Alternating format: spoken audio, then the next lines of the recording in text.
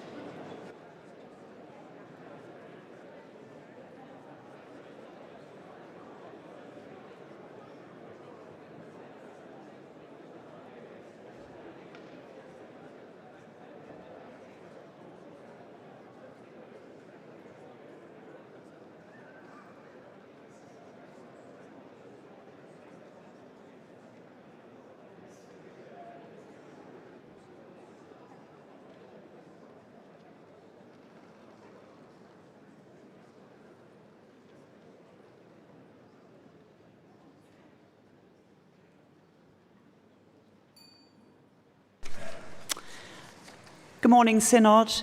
Before we start our proceedings, I'd like to invite Canon Robert Hammond, Chair of the Business Committee, to say a few words.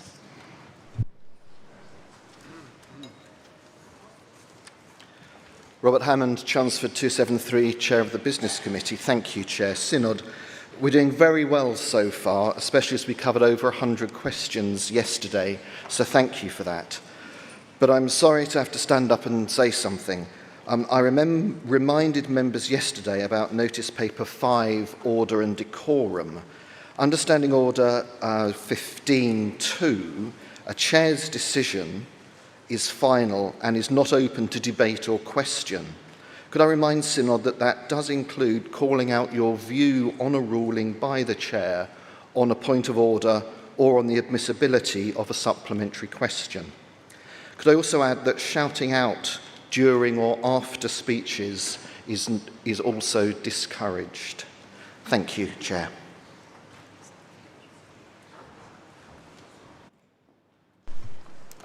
Thank you. We come to our first business. It's legislative business, item 500, the draft abuse redress measure. And for this, you will need GS 2325. This is an item for first consideration. You will also need Notice Paper 3, paragraphs 6 to 8, which will explain the financial implications. As with all our business, I would just like to remind Synod that our sessions are public and also that some survivors are listening online. I would like to call Bishop of Winchester, Philip Mount-Stephen, to speak to this motion.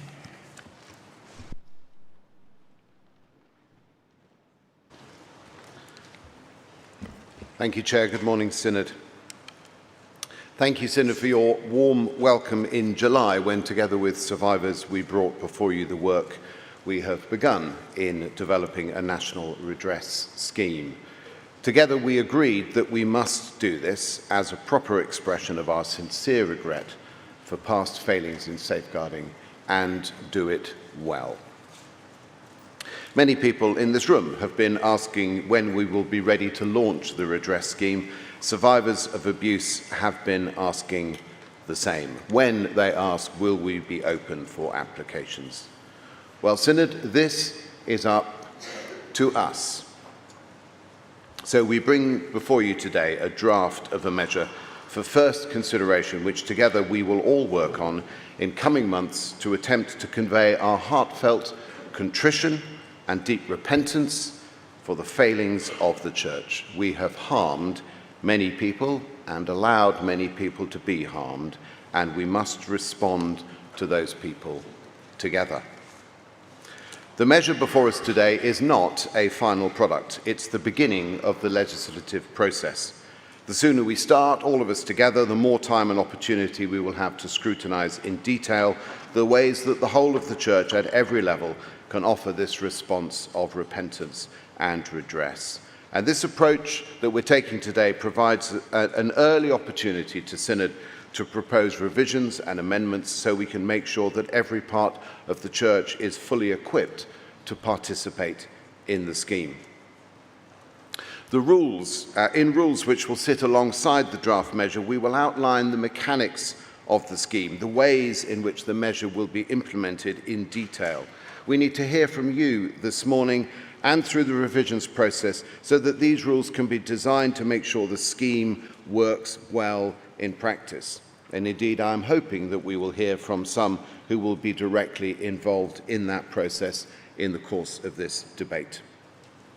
But there would be no point in the project team advised by survivors doing all of the policy work and designing the entire scheme before coming here, only then to begin the legislative process. That would not only add a further year or two before we could open the doors of the scheme, but would also present you with a fait accompli which survivors would rightly expect you to approve, but would deny you the reasonable opportunity you might expect to scrutinise and amend the legislation. Hence, we are giving you early sight of the measure and the opportunity to revise and develop it together.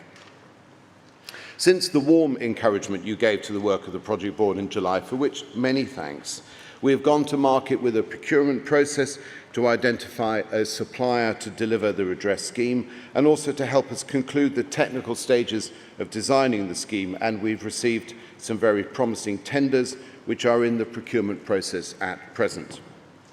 Furthermore, we've devised a funding formula to protect every parish, TEI and any other part of the Church from any apprehension they may have that they will be asked to pay more than we can see is feasible for them. The £150 million of funds allocated by the Church Commissioners will enable us to make financial awards to applicants promptly, and local contributions will be facilitated separately from the awards process. The Church Commissioners will make these funds available as and when needed when we have made further progress towards launching the redress scheme, both here at Synod and in the work the Project Board and Project Team are undertaking. When it comes to financial contributions, clearly a parish's priority is local ministry in partnership with the diocese, and this scheme does not change that. In fact, we're determined to honour this, and we've agreed that a means test in relation to unrestricted funds and a maximum level of financial contribution, a cap, if you like, will be implemented along with other protections and provisions outlined in the policy note which you received along with the draft measure. This will mean that every parish and local accountable body will be included in the process equitably and fairly, with transparent means tests to be applied consistently. We have designed this to be affordable, and we will set the thresholds at reasonable levels to make sure that every parish and local accountable body is treated alike and fairly, and no parish or other local body will be asked to contribute beyond that which the scheme assesses they can reasonably afford. But let's be clear, there is already a risk that claims may be made. But this is a means of enabling us together to manage those claims in a proactive manner, sharing the load between us and supported by the generosity of the Church Commissioners. In coming weeks, we will work on some of the remaining crucial policy points, such as the level of financial awards the scheme will administer to eligible applicants, whether to introduce a requirement that an eligible applicant receives their financial award as a full and final settlement, whether financial contributions from local bodies should be considered to be mandatory or voluntary, and other crucial matters. So please speak into these and other matters this morning, and please submit proposals for amendment to the revision committee. One of our lamentable failings, which has made it possible for some people to abuse others while in the Church of England, has been our reluctance to face up to unpalatable truths and avoid confronting difficult and painful situations openly and candidly.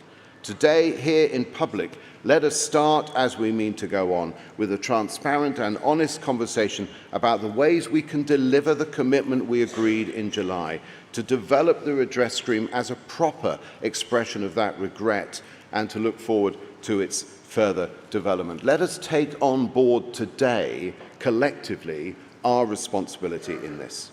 And let us indeed look forward together as we develop the scheme, listening to and learning from each other and, crucially, from survivors, so that this scheme will genuinely be co-created, so that as a whole church, we can in due course express our repentance properly, genuinely, and with humility, and in doing so confront our own failings. We must learn from those failings and determine together to take a better course. And this draft measure, I believe, gives us the opportunity to do just that. So I commend this draft measure to Synod and move the motion standing in my name. Thank you.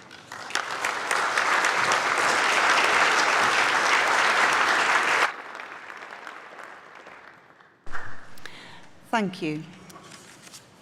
I'd like to start with a speech limit of 5 minutes, which will most likely reduce quite quickly, so I have quite a few requests to speak. Can I call Reverend Paul Benfield? Bishop Joanne Grenfell. Paul Benfield, Blackburn 66. I am, of course, in favour of us having a redress scheme. We owe it to all those who have been abused. But I am against this motion. This motion is not about whether we think the redress scheme is a good idea. It is to send this draft measure into a revision committee. The problem with that is a lot of the policy has not yet been decided. So if it goes into revision committee, the steering committee will bring forth policy decisions which will then be put into the draft measure. But we will not have any opportunity to comment on those policy decisions. It will, in due course, if it goes into revision, come back before this synod for revision in full synod.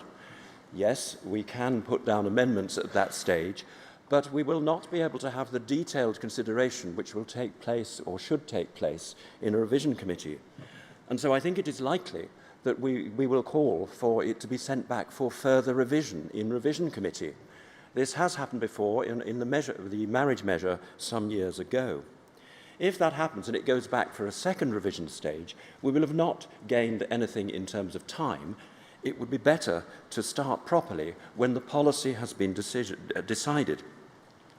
Decide the policy first, then draft the legislation, then bring it to Synod for first consideration and send it to revision committee. So I urge you to vote against this motion to send the matter to the revision committee.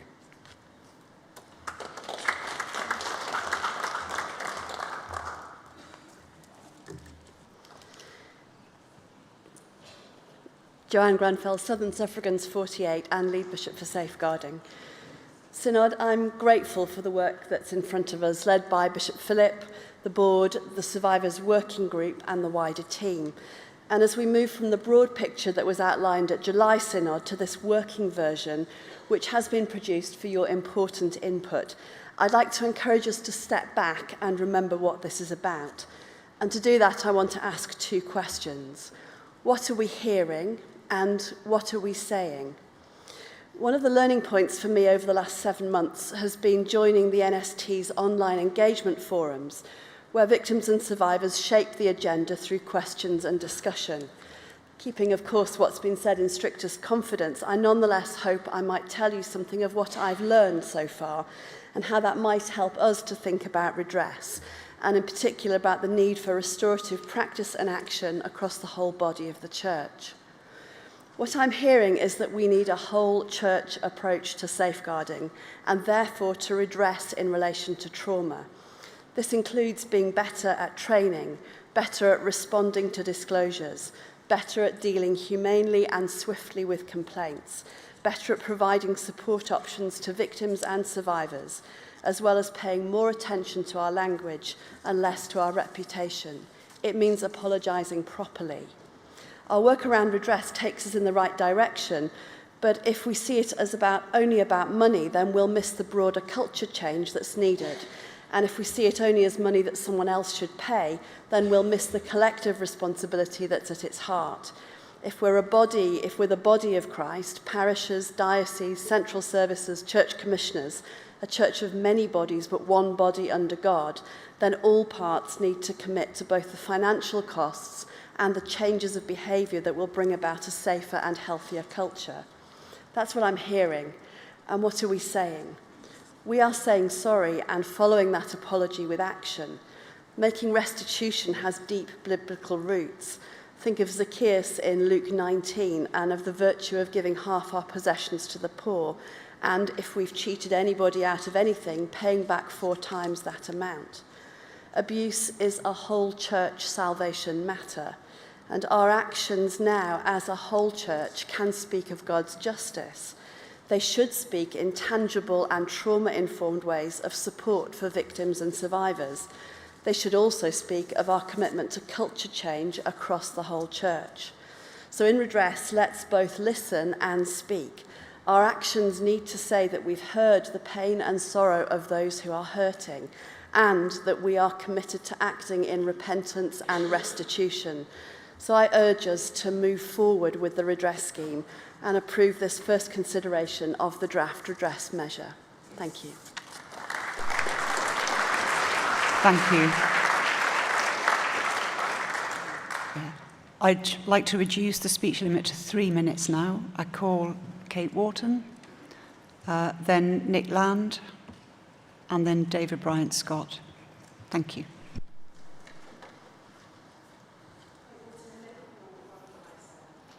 Is that on? Yeah. Chair, thank you.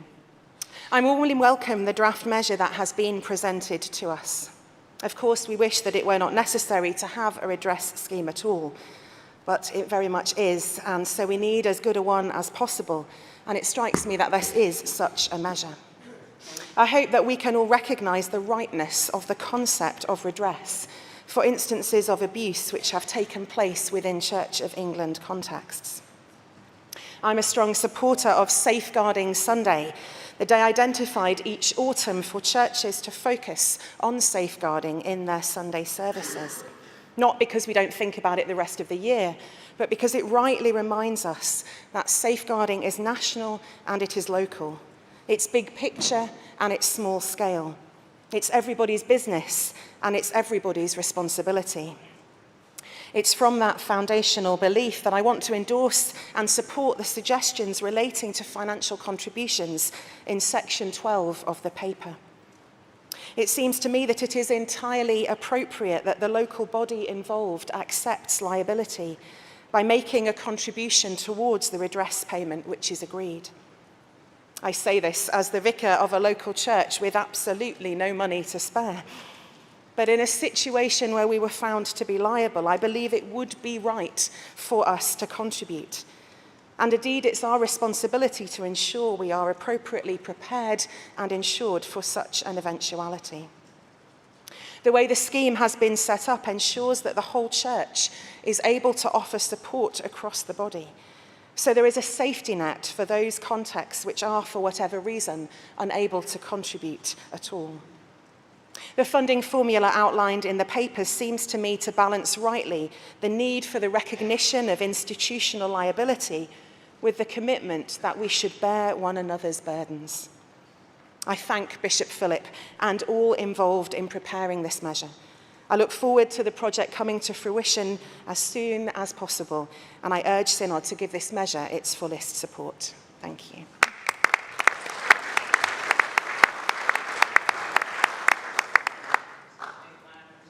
And York 437, thank you very much for calling me. I apologise if this sounds a little bit technical, but I am very keen to bring this to ensure that this very important scheme is not derailed. And I want to talk a little bit about the paragraph 7, which is determination, and the standard of proof by which we determine something has occurred and someone is entitled to compensation. Now, some of you may be aware there are generally two standards of proof.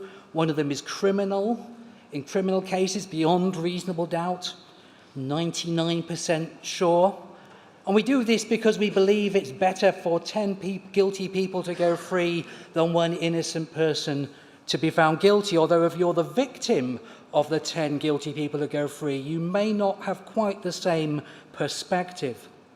So what I understand is that we're going to use the civil standard of proof, which is the balance of probabilities. It is more likely than not that this has occurred, 51%. That maximizes the opportunity for people to be receiving redress. However, the technical issue I want to raise is that actually the civil standard of proof is more variable than that. 2003, the House of Lords said in serious issues, the standard of proof, the more serious an issue is, the more onerous the standard of proof is, the more evidence you need to have. And then there's subsequently been a series of cases where the thing that being determined by the civil courts was a matter for which there would be significant consequences. It was a criminal matter, which of course, in many cases, the abuse of individuals would be a criminal matter. That in those cases, the standard of proof in the civil courts is almost indistinguishable from that of the criminal courts. Now, why does this matter?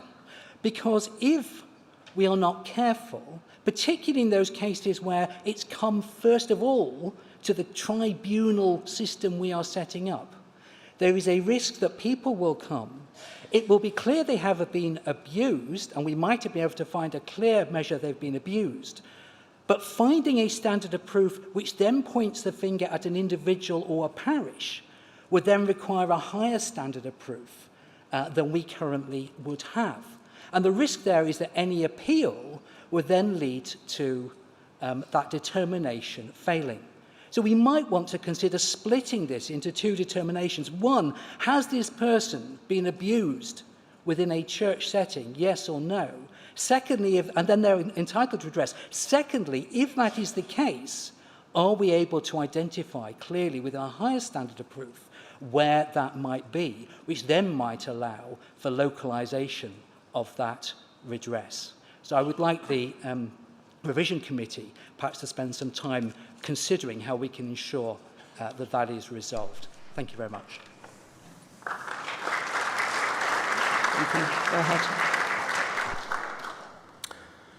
Bruce Bryant Scott, Europe 113.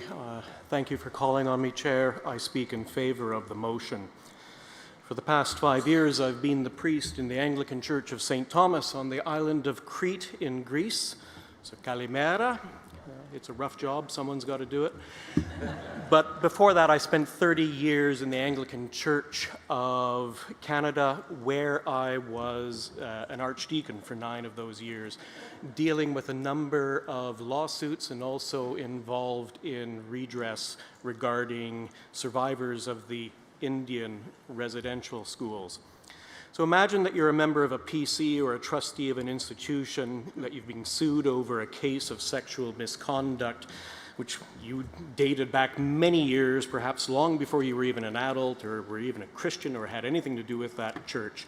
Now imagine that you're dealing with several of those lawsuits. A little overwhelming. Now pause for a moment and imagine that you have 1,600 of these lawsuits against you. This was the situation that 20 years ago faced by the General Synod of the Anglican Church of Canada, as well as a majority of the diocese, all of these cases arising out of abuse that took place in the residential schools. It was an existential threat to the corporate existence of the General Synod, and plans were being made in 2004 about how we would carry on being church if the General Synod went bankrupt. One diocese, the Diocese of Caribou, in fact suspended operations as a legal body because they had run out of money after settling just 2 cases.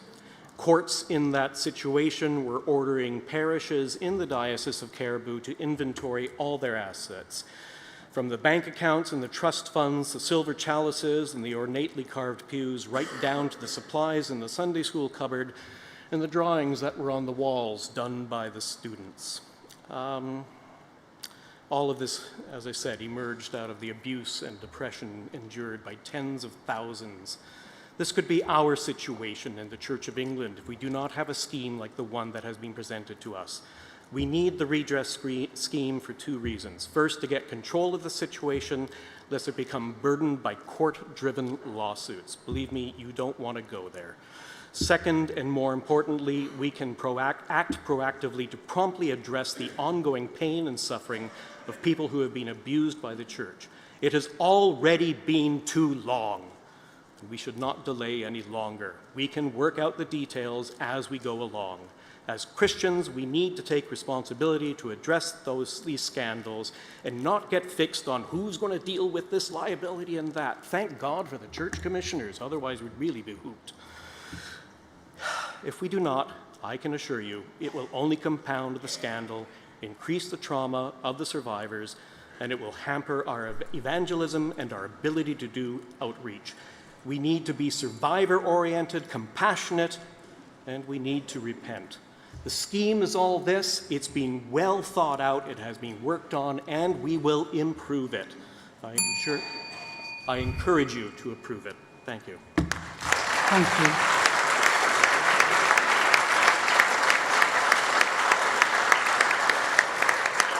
I'd like to call Caroline Herbert, Morag Ellis, and the Archbishop of York.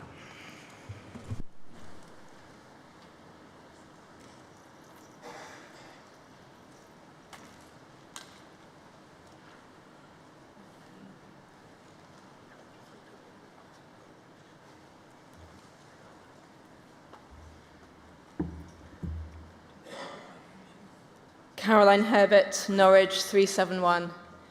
Thank you for calling me Chair. And particularly thank you to all those who've worked on this scheme so far. I'm glad that by meeting in November, we have the opportunity to talk about it and move it forward perhaps quicker than if we had to wait till February. And I would like to particularly welcome Clause 8.1 that mentions both the possibility of a payment and possibly some other remedy. And I think it's important to remember that it's not just about money that we're talking here, that redress may include more than that. I'd like to raise a specific query about the table in 12.3, particularly if the person who committed the abuse was a visitor to a church school. I'm not quite sure I understand the reasoning for the accountable body being the PCC for the parish in which the school is situated, rather than the school itself.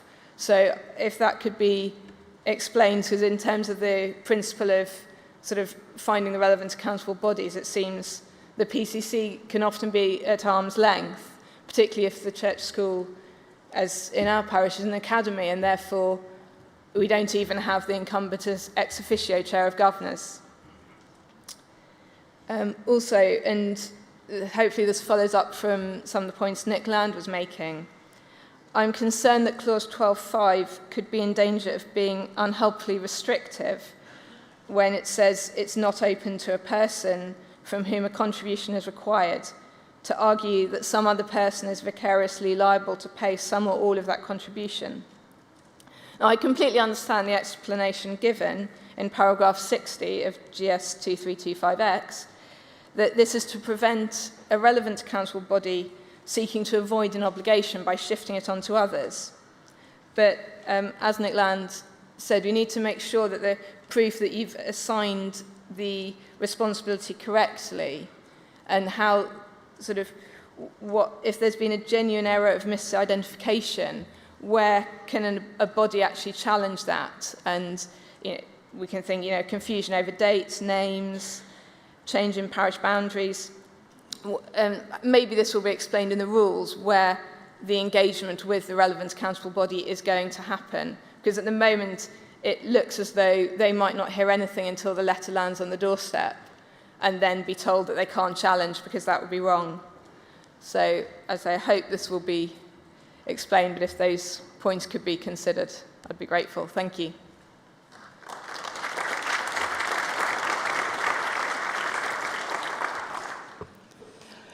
Morag Ellis, ex officio 454. Madam Chair, thank you for calling me. I should also like to thank the Redress Board team of officers and the Legal Office for all their work to bring the draft measure to Synod today, together with the helpful explanatory material. Synod, you will perhaps have noted a lot of references to detail being worked out in rules and the work of the Rule Committee of General Synod. Some of you may know that one of my functions as Dean and Auditor is to chair that committee, and a few of you may know that I am also, as it happens, a member of the Redress Board. I want to reiterate the thanks and admiration which I expressed in York over the summer to the survivors who also sit on that board for their gracious participation and hard work in helping us to bring this draft measure before you this morning. Our conversations on the board deal with the important principles which underpin the draft measure, the architecture, as one of the support papers puts it. Now, the work which the Rule Committee will do will be nuts and bolts, not the overall design, but the necessary detail to ensure that the principles set out in the measure are carried into effect in real life. Thinking about Archbishop Stephen's Eucharistic sermon this morning, we shall be the servants of the measure and of the scheme. This will be demanding. There are, as I have said, many references in the draft measure to that detailed work. We will ensure that we hear survivor voices in this process as we work to give practical effect to the overriding statutory principle in the measure of dignity, respect, and compassion. I would like to assure Synod and all survivors that whilst the devil is often said to inhabit detail, my prayer is that our work on the Rule Committee will instead be thoroughly inhabited by God, our loving Creator, our blessed Redeemer, and our inspiring Spirit. Members of Synod, please will you pray for us as we embark on what will be complex but necessary work. Thank you.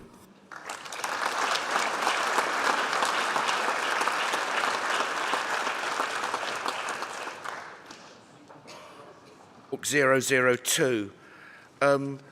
Chair, thank you for calling me, though I don't think you don't really get much of a choice when I stand up, so I'll be brief.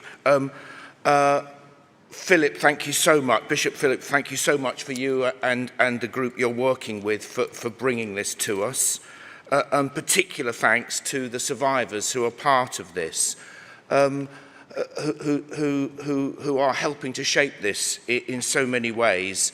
I want to return us just briefly to Paul Benfield's opening speech in the debate, in which he made it very, very clear, of course, he supports the redress scheme, but was urging us to vote against this. And I think what I want to just remind us is that we are trying to do things a bit differently here. And normally I would agree with Father Paul that, of course, you've got to have the policy first, then you do the legislation. But we're doing it differently this time.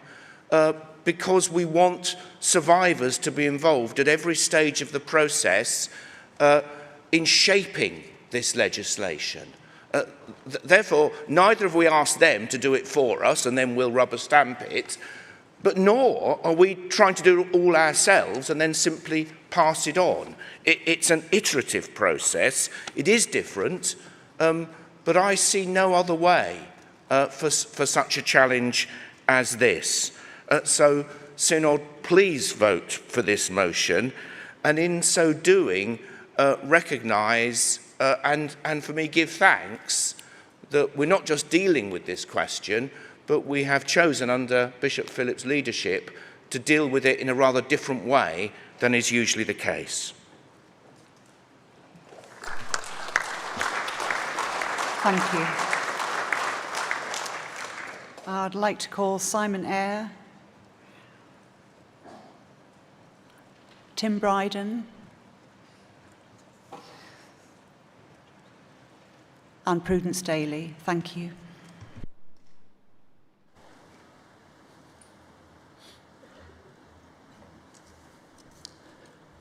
Simon Eyre, Chichester 287. Thank you, Chair, for calling me.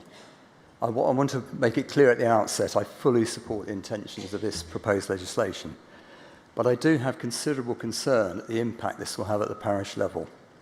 It will be PCCs who will bear the administrative burden of executing elements of the proposed legislation, and even if adequate insurance can mitigate the financial implications, the proposals raise some concerns.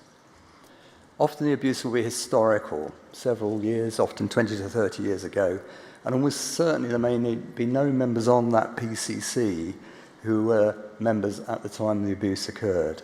And I do wonder if that is really right, that they should have that burden placed upon them. And parishes involved have often severely been affected. In my own deanery of Eastbourne, I can think of at least 2 parishes where abuse occurred that have dwindled in size, in part due to the abuse that took place there. And those 2 parishes, because of that decline, have become combined benefices with a neighbouring parish.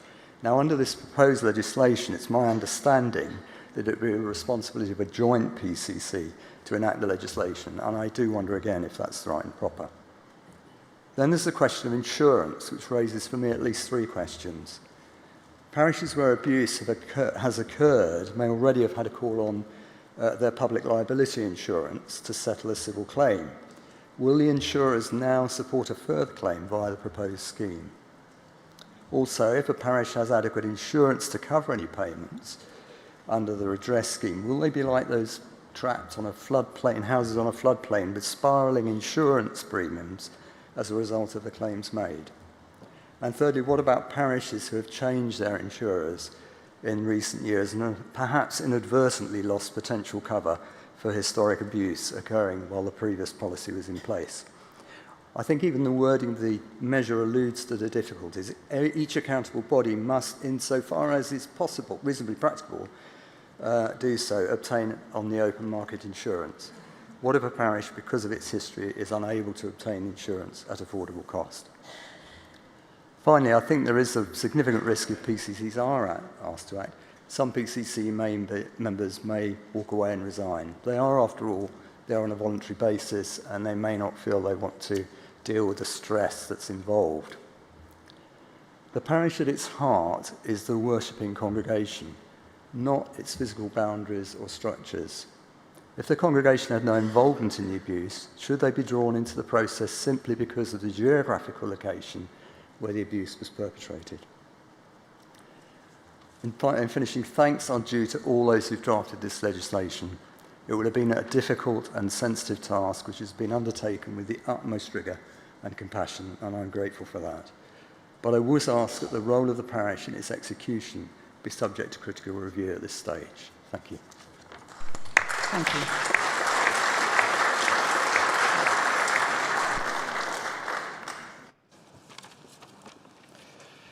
Timothy Bryden, Vicar General of Canterbury, 455. Thank you, Chair, for calling on me. I'm, together with the Dean, a member of the Rule Committee, and I want to endorse and echo what the Dean has already said about the Rule Committee's work. But my reason for standing now is that during my years in practice as a barrister, I used to make regular appearances before what was then the Criminal Injuries Compensation Board. And the procedures adopted by the board bear a notable similarity to those which are proposed under the draft measure. From my past experience, I would like to draw attention to three matters which I think at this stage are worthy of emphasis. First of all, independence. However generous or benevolent the party funding a compensation scheme, be it the insurers or even the church commissioners, will always be suspect because of its interest in minimising expenditure. The conflict of interest is obvious and blatant. It can only be overcome if the person or the panel assessing compensation is, and is perceived to be, wholly independent of the body making the compensation payment. Secondly, transparency. The amount of compensation is not a figure which is simply being plucked out of the air. In order to be credible, an award has to be assessed in accordance with known and established principles, and I'm sure that the Rule Committee will be looking at that. The effect is that an applicant may understand the underlying reasoning behind the redress payment and have confidence that there is equality of treatment between that survivor and all the others who are making claims. Thirdly, speed and efficiency. The process is not a contested legal case. Instead, it is primarily an inquiry into the applicant's entitlement to redress. There is no opposing party to delay proceedings or run up additional legal costs. This should point to an agile system responsive to the needs of applicants, but a word of caution, that is only achievable if sufficient panel members and support staff are recruited so that backlogs do not build up. Thank you. And I urge Synod to support the motion now before it. Thank you, Chair. Thank you. After Prudence Daly, I'll be looking to Zoom. Prudence Daly 376 Oxford. Now I want to begin by saying that I very much, of course, support the need for a scheme such as this, for which survivors have waited far too long. But in so doing, I want to echo some of the concerns that Simon Eyre has expressed, I think, probably much better than I shall, particularly in relation to contributions from parishes and indeed from dioceses. At the moment, it's not clear whether such contributions will be requested or required. And there's a big difference between those two things. I think it's easy to imagine situations in which a parish may indeed have a strong sense of its own culpability and may recognise that it's right and proper that it should contribute towards the redress. But we are told, it is made clear that this scheme or that the requirement for contributions isn't intended to imply culpability or guilt. And so we also have to think about those situations, some of which Simon Eyre outlined, where it is hard to establish any culpability or guilt, or it would be hard to do so on the part, certainly, of the current people in the parish. Because the fact is that the vast majority of parishes and indeed dioceses don't have a lot of spare cash. What money they have is needed either for present-day ministry, or if they have reserves, they've put those aside to care for a very old building, which is expensive to maintain. And indeed, as we've already heard, it may not be possible for them to insure against liabilities of this type. And so they could be faced with big costs that have a real impact on the parish, which the survivors, in general, their anger is more directed towards the national church than to the local level, from what we've heard. And the church commissioners do have the money. The church commissioners have a lot of money which is not already earmarked for other purposes. So what I would ask those looking at this, please to consider whether it wouldn't be more appropriate for the redress simply to be funded by the church commissioners. Thank you. I'd like to turn to Zoom now and call Clive Billiness.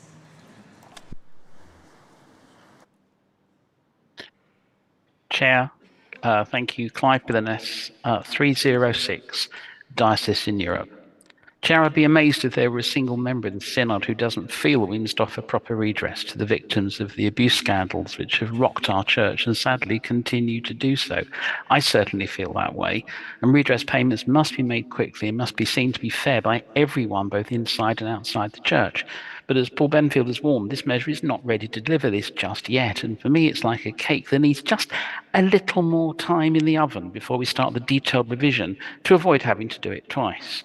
Now, the proposal is a lengthy document, and I can't hope to cover the 10 major issues identified in 3 minutes, which I've been given. I spent over an hour with the project team, thanked them for this, discussing detail, another 90 minutes going through it with colleagues afterwards, so I can't do that in 3 minutes. So here's a summary of why I think you should vote against it today, but not in future. And I want you to imagine a three-legged stool. And the first leg is the draft measure itself. It contains proposals that parishes and even schools should be either asked or possibly compelled to make redress payments, not because they're in any way to blame, but to share repentance. And thank you, Dr. Nick Land, for raising the issues of assigning liability. How you compel a parish to pay anything, I'm not sure. And the implications for merged parishes who might find they've inherited a historic obligation is worrying.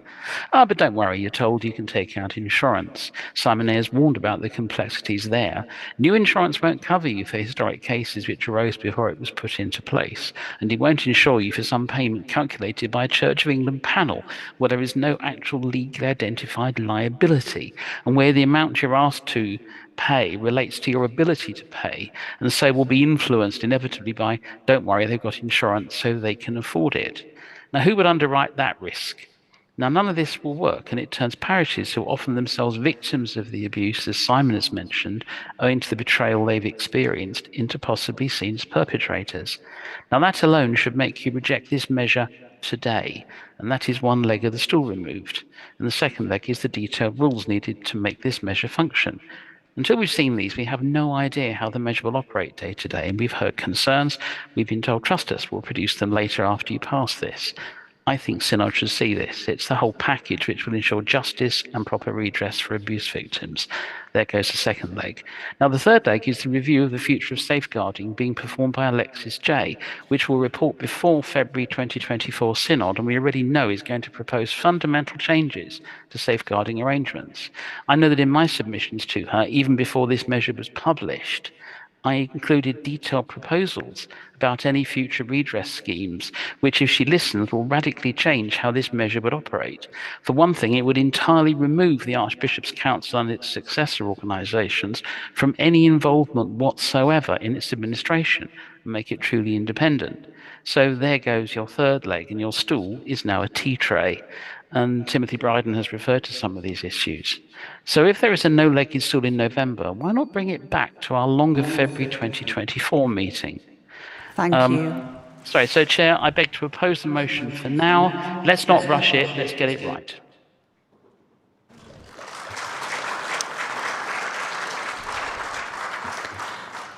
Emily Hill, please.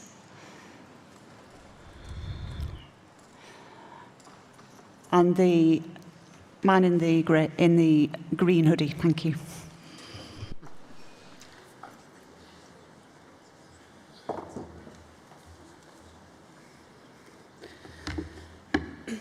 Emily Hill, Hereford 322. Thank you, Chair.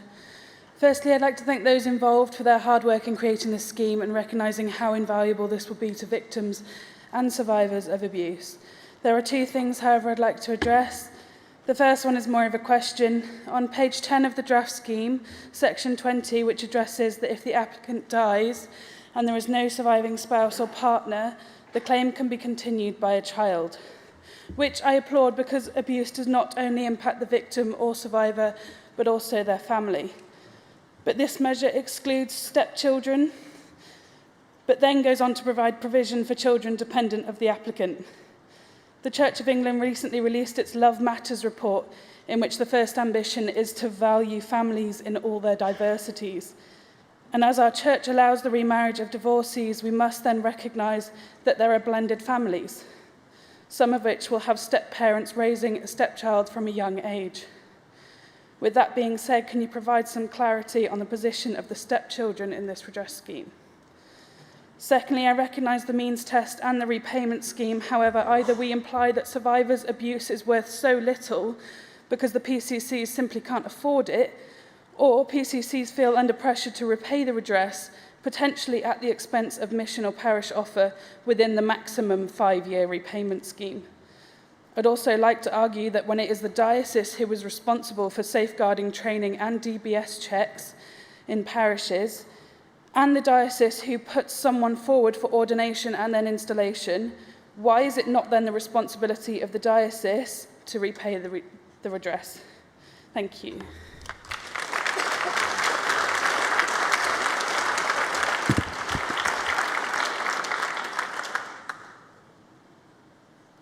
Gabriel Chu, Liverpool 346. Thank you, Madam Chair, for calling me to speak, and thank you so much for the work on this important measure. The thing I want to ask is if paragraph 3 could be tighter. It's wonderful that we have a wide scope in who we want to be able to access this scheme, both locally within the shores of the UK as well as internationally. But I wonder if we can tighten it up to help TEIs and mission agencies, because we train and send gospel workers both within the UK but also abroad, but also Anglicans and non-Anglicans. It's very possible that it's obvious when a missionary goes abroad and is working under Church of England and Anglican sort of orders. But it's also possible to know that there are those who plant and revitalise using free church sort of orders. And those, evidently, one is very closely connected to the Church of England and one is not closely connected. But there's a gap in the middle, because there are those who plant independent churches, independent of any other church planting organisation, but who may have been sent by a mission agency who are signed up to the PWM. And my question is, how would they fall under the remit of this redress scheme? When it comes to TEIs, we send ordinands and students to do lots of different work during their studies. If they were to be placed in churches that are wholly independent of other planting networks, would they also be within the remit of this redress scheme if they went to an Anglican training college as an independent? Thank you very much.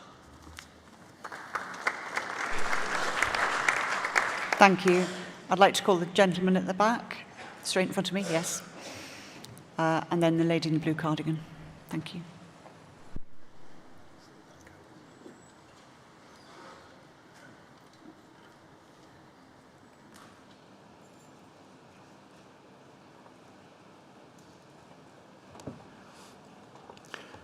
James Carey, 246, Bath and Wells. I represent also the House of Laity on the Archbishop's Council and the Archbishop's Council on the Redress Scheme Board, which means I've been to a lot of meetings about this scheme and a lot of other meetings too.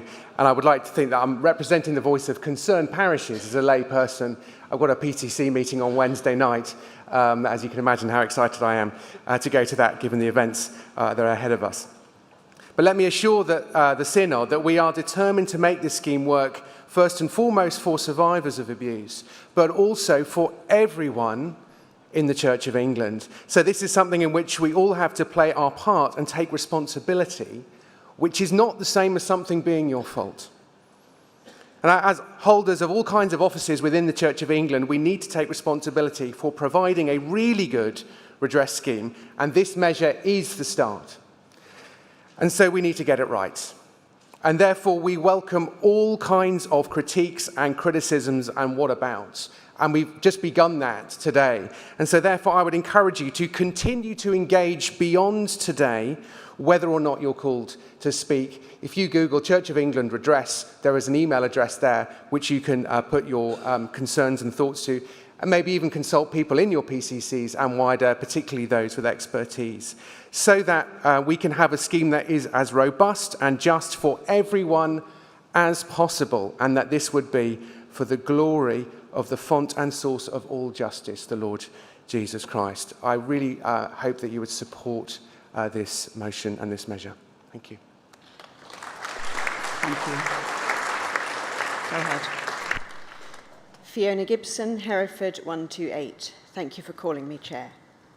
I begin by saying that I was part of the Finance Focus Group who worked on some aspects of the redress scheme feeding into the main project group. I also wish very clearly to frame the observations I'm about to make and the questions I shall ask the Project Board and Revision and Rule Committees to make in the context of being utterly and wholeheartedly committed to an effective, transparent and just redress scheme for our survivors. I say our because this is our collective story. We don't sit separate from victims and survivors as if we were somehow remote from their suffering, not part of the story and not part of the solution. We are. This isn't to lessen the uniqueness of each victim or survivor's own story. It's to acknowledge that this failure is our collective failure and that this redress must be our collective redress. In that context, I offer the following observations and questions to the project group and the Revision and Rule Committees. Please, could the rules for assigning responsibility and the amounts of financial redress which an accountable body would be responsible for paying be published at the earliest opportunity while there is a chance for consultation? This would go a long way to settling fears that the good of redress could inadvertently lead to a PCC being unable to fund other aspects of their work. Insurance. What would be the situation if a claim were to be made and upheld where the PCC was the accountable body, but it was at a time in the past when insurance wasn't generally available or taken up? Would the PCC then be responsible for paying the full amount of financial redress awarded because they had not taken out insurance which was not available? If the redress scheme means that new disclosures of abuse come forward, how will the determinations under the redress scheme relate to any criminal proceedings and proceedings under either the existing clergy discipline measure or forthcoming clergy conduct measure? I offer these questions in order to make the legislation as good as it can be. I shall be voting in support of the motion and urge others to do so too.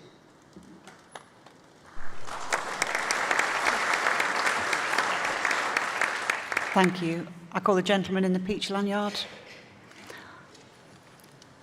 And then Andrew Dotchin. Adrian Ewings, Bath and Wells 062. I had a number of things I was going to say. I'm going to jettison them because Simon Ayres, Prudence Daly and Fiona have just made some of them. It relates very much to how this will impact on the ground. I understand that a PCC is a body corporate, therefore the individuals themselves are not in any sense sort of held accountable or sort of liable individually. However, both when I was chair of a PCC as incumbent and now as Archdeacon seeing a number of PCCs in my patch, there are members of those PCCs who are themselves survivors of abuse. There are members of those PCCs who are related to both those who have committed abuse, but also whose relatives are survivors of abuse themselves. Therefore, I just want to urge caution and just ask those who are working on this just to think through. It seems to me that body corporates work when they're big enough that people don't feel it personally, but a PCC often is small enough that people feel it very personally. And therefore, I just want to urge caution with the partial implications that may come from, however we understand all the legal language, it will be felt personally by a PCC and by each member of it. And I just want to urge some caution.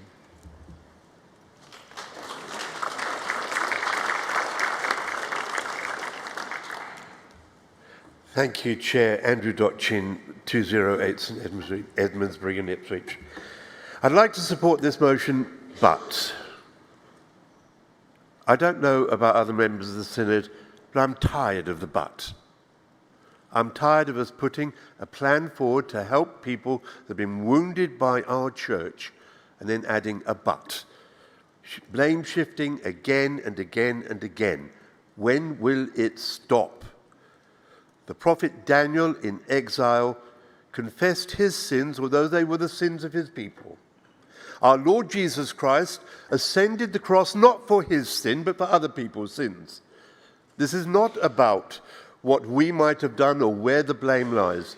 All of us have sinned in this case, and we need to get on with this and stop reopening wounds and begin to be a healing, humble church. Madam Chair, I ask that you might exercise your privilege of calling for a vote of the whole Synod when we come to vote on the motion.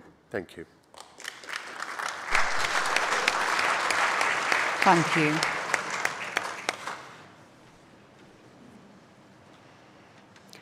I'd like to call the gentleman there.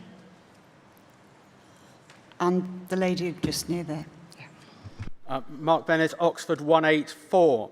I want to speak wholeheartedly in favour of getting this process further along. It's been delayed too long. But I do want to reflect on three things about it. One, from my own experience of leading a parish in which abuse has happened. People end up betrayed and divided. Even if the abuse is recent, quite often some people don't believe it. Asking a divided PCC to make a contribution isn't going to help anyone. And so I'm really hoping that there will be work done on how much of this risk is insurable, and there'll be some certainty about that. The incumbent is not appointed by the PCC. Why the person who appoints is not the accountable body for some of these offices is unclear to me. Why it's the PCC that's the accountable body when they're not the employer or manager or supervisor. Anyway, that's detail. I'm also concerned about independence. Our governance review is looking at the structures of the bodies we already have. If we're setting up new ones, then they ought to come within that consideration of where they best sit. And I would want this to be visibly independent. Yeah, thank you. Thank you.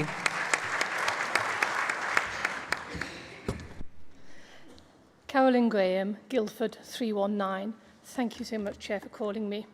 I have a technical point and one small response to make, and this was about clause 3.3, which is the section talking about the conditions before a person can claim redress. And it's the condition that there's a close connection between activities authorised for performing that role and carrying out the abuse. So that it's a close connection between the abuser and the church activity, effectively.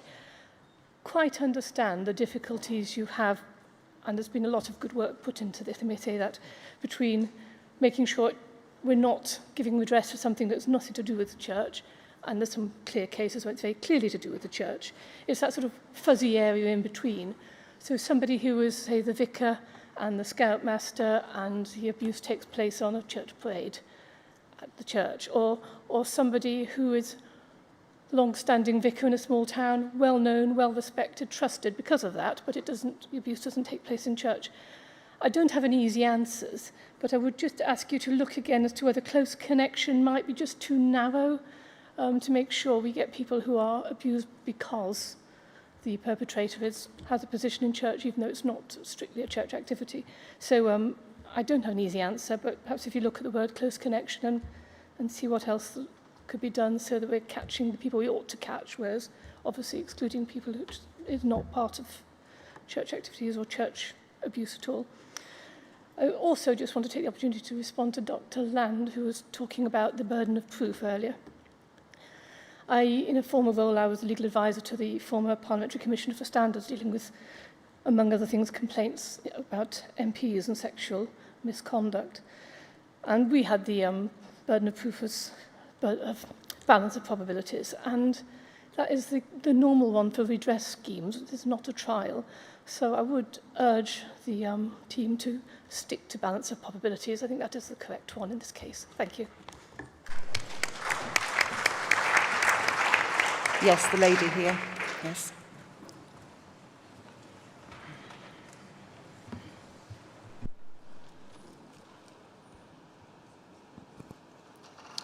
Dawn Brathwaite, Birmingham 250. Thank you, Chair, for calling me.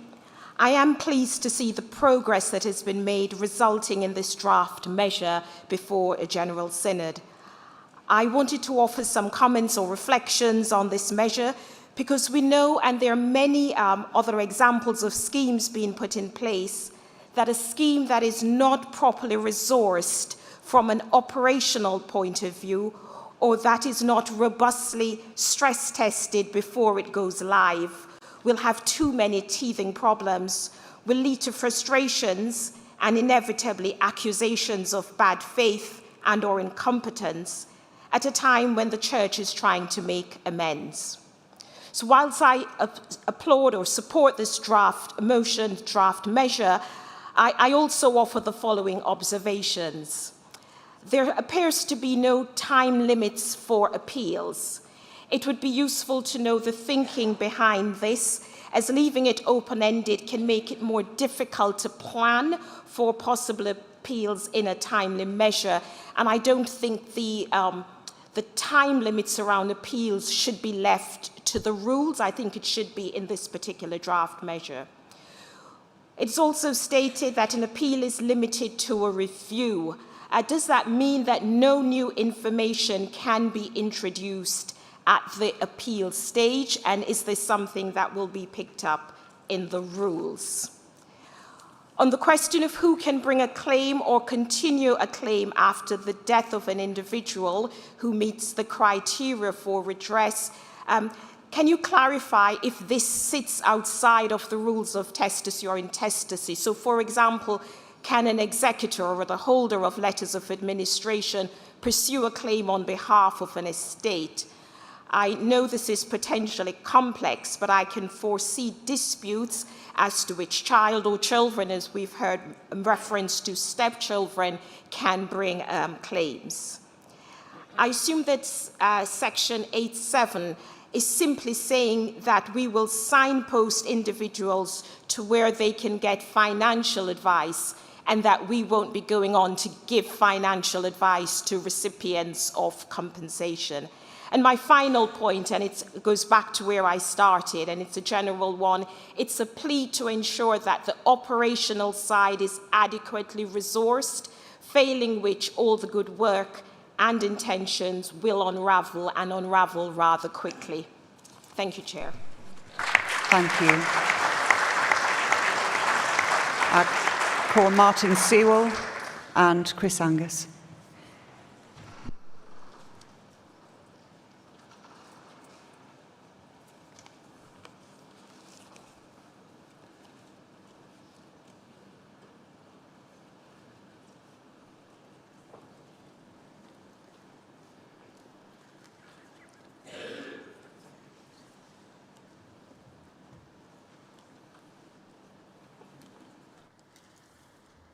Thank you for calling me, Chair. Martin Sewell, Rochester 390. Many of you may not know that the redress scheme and its current interim support scheme arose out of a grassroots rebellion during the last quinquennium by members prepared to challenge the Church. As a result, Bishop Jonathan Gibbs and I were able to consult and bring a proposal for this initiative, and I was happy to join him and seconded it. So this is very much our baby. Our motion was passed unanimously. This scheme needs a lot of work. It's not yet good enough, but I am committed to its perfection and success. The survivor community does not speak with one voice on these matters, so if you support the paper, you have survivor support. If you oppose it, you do have survivor support, and I should report that to you. I wrote to a number of people that I know to ask them what position I should take, and I'm afraid I got a variety of responses to it. Some of them said, for example, that they feel the redress scheme is not fit for purpose and it should have been dumped many months ago. They refer to Alexis Jay's proposals, and it would be sensible to merge the administration of the redress scheme into the new safeguarding structure, which is then recommended. But some others said, well, please fight for it to happen soon, to happen on terms that recognise the enormity of damage and impact through life sustained by many survivors. Please ask for it to happen transparently. So I hope we all have that one on board. Several believe that the present scheme is not fit for purpose and they would accept a modicum of delay. And they want us to consult and get it right. So that might feed in, and I'm not taking a position on this, but it might feed into Paul Benfield and Prudence Daly's concerns as expressed. What one said was, I agreed that time needs to be taken to get things like redress right. However, they need to check with survivors when crafting the scheme. We need to be asked what will work for us. We don't want to be treated like guinea pigs again. I specifically put the Save the Parish reservations to them, and one came back and said, Save the Parish is an excellent organisation, they're on our side. My feeling is that the C of E specialises in setting something up that it's a rushed job because it's all part of a continuum of always dealing with the issues, never actually reaching a conclusion. This situation is more of the same. So, and the final one I'll read to you, which did rather amuse me because, as the way it was put, was that Bishop Mountbatten wanted it to be the gold standard of redress schemes. It's clear, having read this draft, that it is actually fool's gold. So you're getting a variety of responses out of the people that I'm consulting with. There is a problem because who to consult with in the survivor community is very difficult. There are no elections. There are many opinions. I offer them to you. I'm going to take an abstention position because of my relationship with many of them, but I hope to have heard what they've had to say about it. It has been of some help to you. Thank you. Thank you. Chris Angus, Carlisle 265. Thank you, Chair, for calling me. And I wish to speak in favour of the motion. First of all, I'd like to say that I very much concur with the Dean of Arches in the requirement that the Rule Committee do actually really hear the voices of survivors in the process. For me, as a member of the Rule Committee, that really is absolutely important if we're going to follow in the spirit of this, and particularly that first clause of the measure. Now, I've heard a lot of disquiet about us moving to finally approve the measure when not necessarily having all the details available. Well, I think one of the important things is that once the measure is enacted, it can't really start properly in operation until we actually have the rules agreed by this synod, because it's the rules that will actually kick off the process. So I think synod, in this case, will actually have full sight of the way the scheme will operate in detail before it can possibly start. So I think, and particularly because of the balance in this measure between the work of the primary legislation and the secondary legislation, I think we actually have some real safeguards there. And I think the Rule Committee will be working to make sure that we overcome some of the objections that we've heard. Thank you.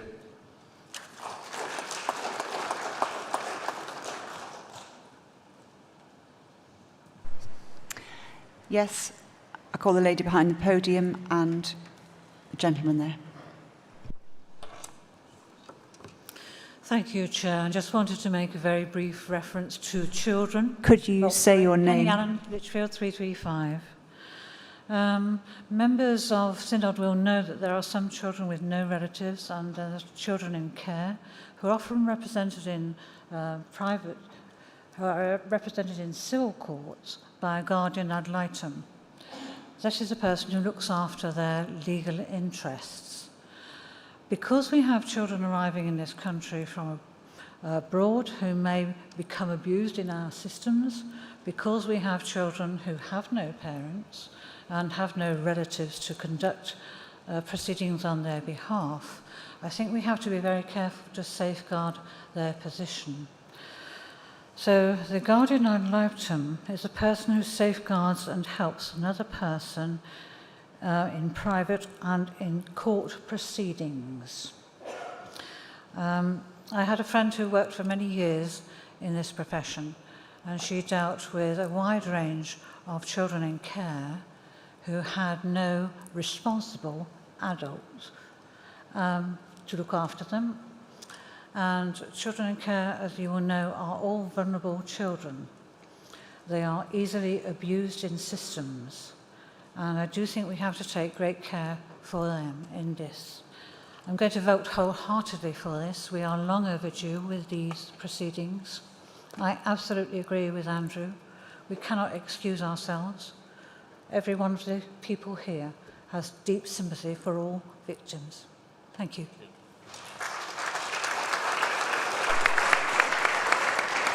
Yes. Andrew Bell, Oxford 374. Thank you, Chair.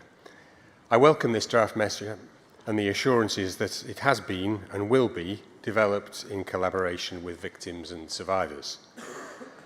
Thank you, Bishop Philip, for driving it forward. This is important for the whole Church, and we all want to get it right. It's good that we talk of repentance and redress. Thank you, Andrew Dotchin, for your comment in this respect. Mine is a brief comment about independence. We've talked a lot about independence in the handling and oversight of our responsibilities relating to safeguarding, and we need to see them here too. Timothy Bryden helpfully highlighted this in his speech, as did Clive Billiness. In the draft measure, Clause 2, subsections 2 and 3, state that the Archbishop's Council may delegate its functions as redress body and/or its functions of determining applications for or award of redress. Would it not be appropriate to insist that those functions must be delegated to an appropriate body or person who would fulfill these functions independently? This would help to ensure that we are, and are seen to be, building real independence into the process. Thank you. Thank you. I'd like to call for a motion for closure, test the mind of Synod.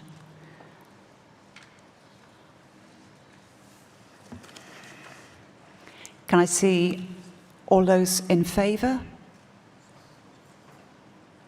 Thank you. All those against? Thank you. That's carried. So can I ask Bishop Philip to come and respond to the debate? You have 5 minutes. Thank you, Chair, very much. I doubt I'll need 5 minutes, but I may be wrong. And thank you, Synod, for some very, very helpful contributions indeed. This was exactly what we hoped for, exactly what we wanted.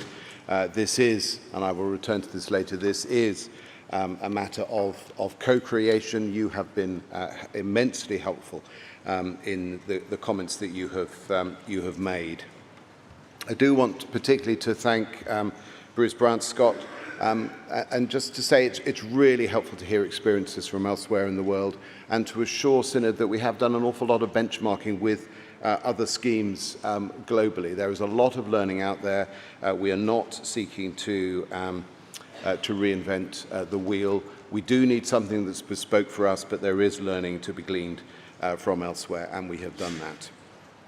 I'm not going to address a number of the really important technical points that have been made around issues like the civil standard of proof, etc., etc. That's precisely what we want to hear, what we need to go away and work on. I do want to address, I suppose, 2 issues.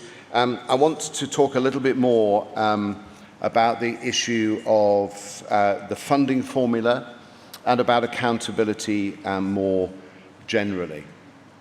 I think it's really important to say, and the draft measure addresses this, that we are at no point talking about personal liability. We're talking about liability that may rest with corporate bodies, but that does not rest on individual trustees or employees, trustees of bodies that may be held liable for redress. It's really important, I think, to stress that. It's also really important to say that whilst, of course, we do talk about money, redress, as I think Caroline Herbert said, is about much more than money.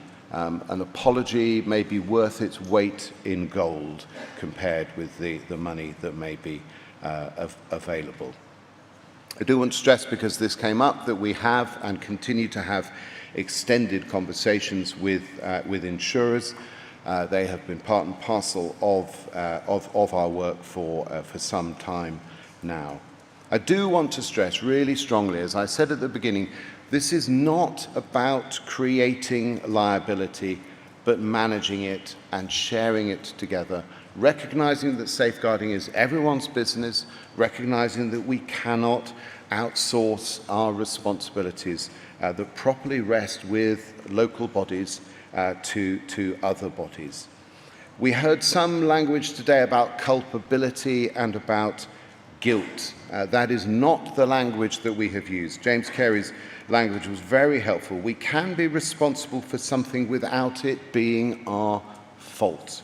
That's really important to recognize. Vicarious liability is the technical term. It is a concept well understood in law. Indeed, pretty much the entire insurance industry rests upon it. So we're not making things up as we go along. We're working on clearly established precedent in all of this.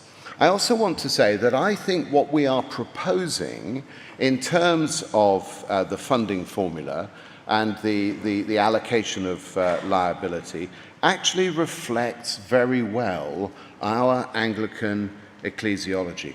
It reflects the dispersed nature of the church, but the fact that at the same time we belong together. So we must take responsibility where that responsibility lies, but this proposal allows us also to share that responsibility with one another.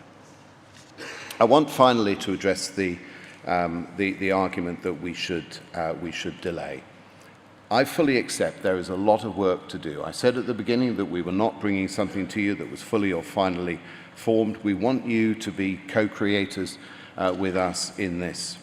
And we will be transparent. We will bring a GS MISC paper to you in February 24, and we will make the levels of financial awards that we're proposing clear at that point. But I do want today to urge Synod not to step out of the process, but to keep moving forward, taking on board the requirement for scrutiny, the requirement for revision, the requirement for due diligence in every way.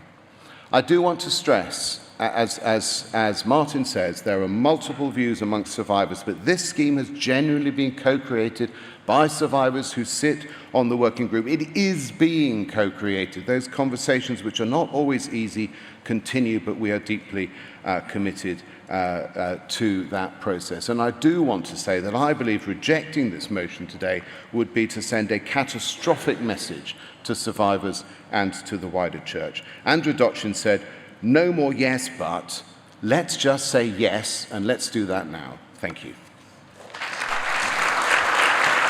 Thank you. Thank you. I am minded to take a counted vote of the whole synod.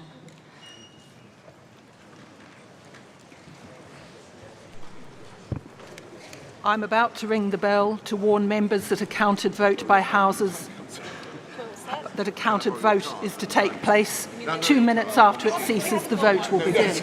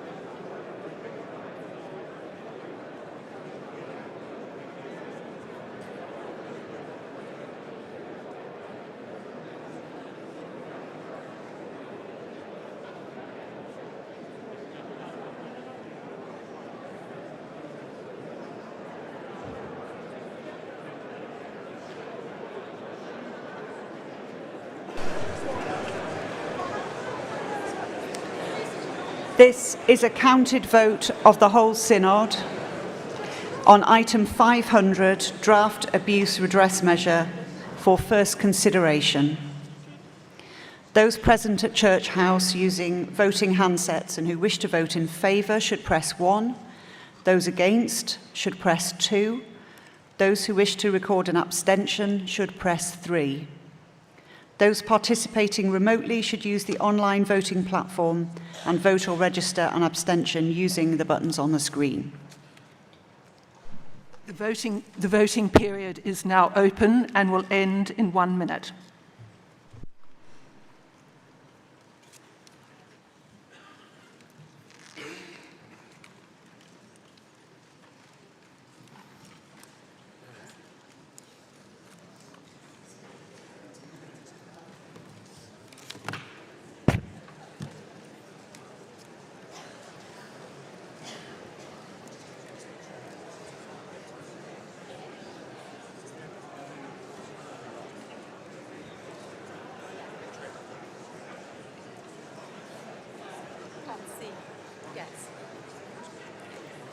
The voting period will end in 15 seconds.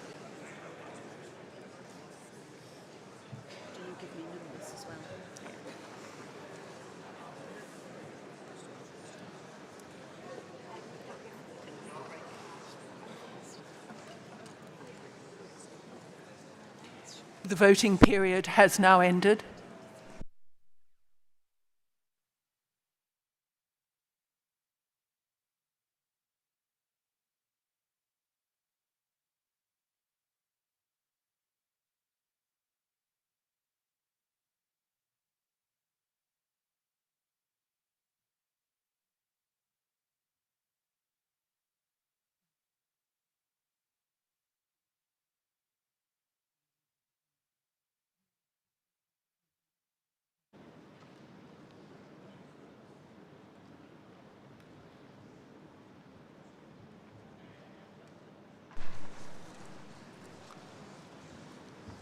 For a counted vote of the whole Synod, in favour 309, against 21, recorded abstentions 13.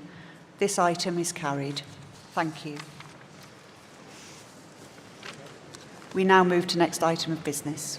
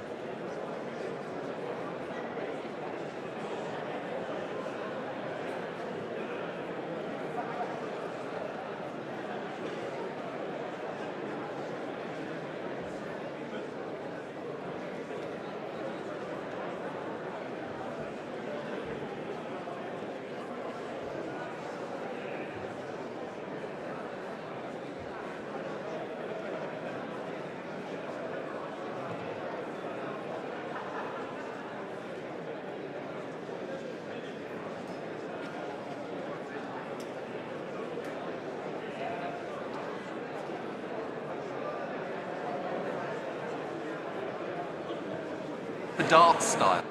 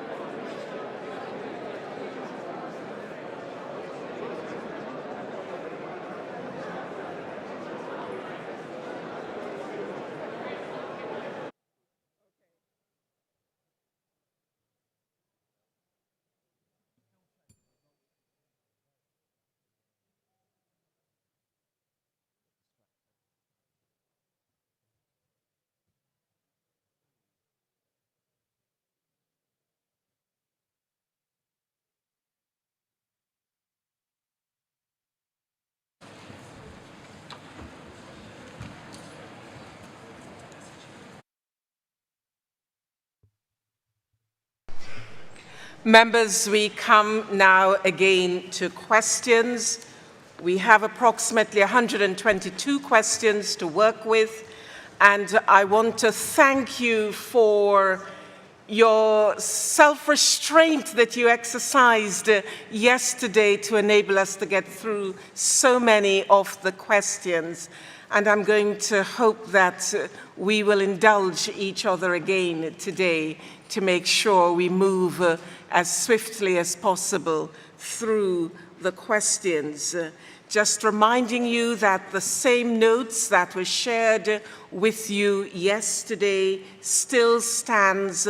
When we come to ask questions, please make sure that you get to your questions as quickly as possible and ensure that there is no arguments or imputation in your questions, that you're not asking for hypothetical opinions or solutions.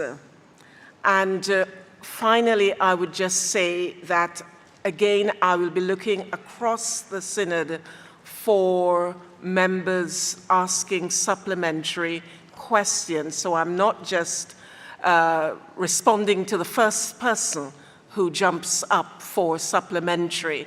Of course, priority is given to the person who've asked the question. I hope that is quite clear.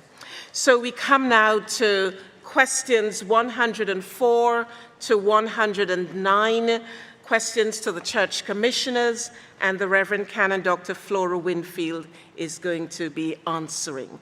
Question 104. Supplementary.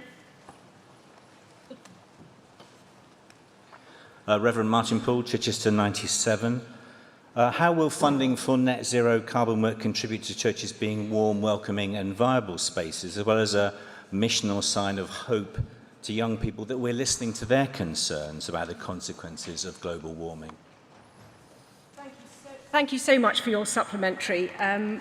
I can tell a wonderful, very quick story from the parish of Emsey in the Diocese of Leeds, a rural parish which has taken the initiative to install 9 different sorts of heating on the Heat the Person, Not the Building principle, to invite their colleagues from the deanery to come and share with them the experience of what works. And many hundreds of people have now been to that church for that practical illustration of how we can respond to the opportunity to make our places of worship literally warm and welcoming rather than just metaphorically.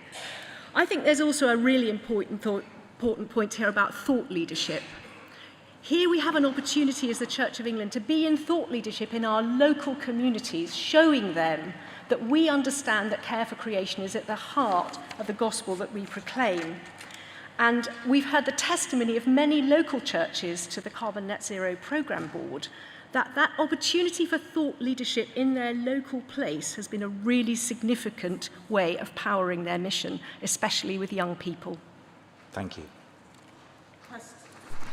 Question 105. Question 106 and 107 is being taken together. 106, 107, question 108, question 109, question 110 to Mr. Alan Smith, First Church Estates Commissioner, to respond. Question 110. Question 111. Supplementary.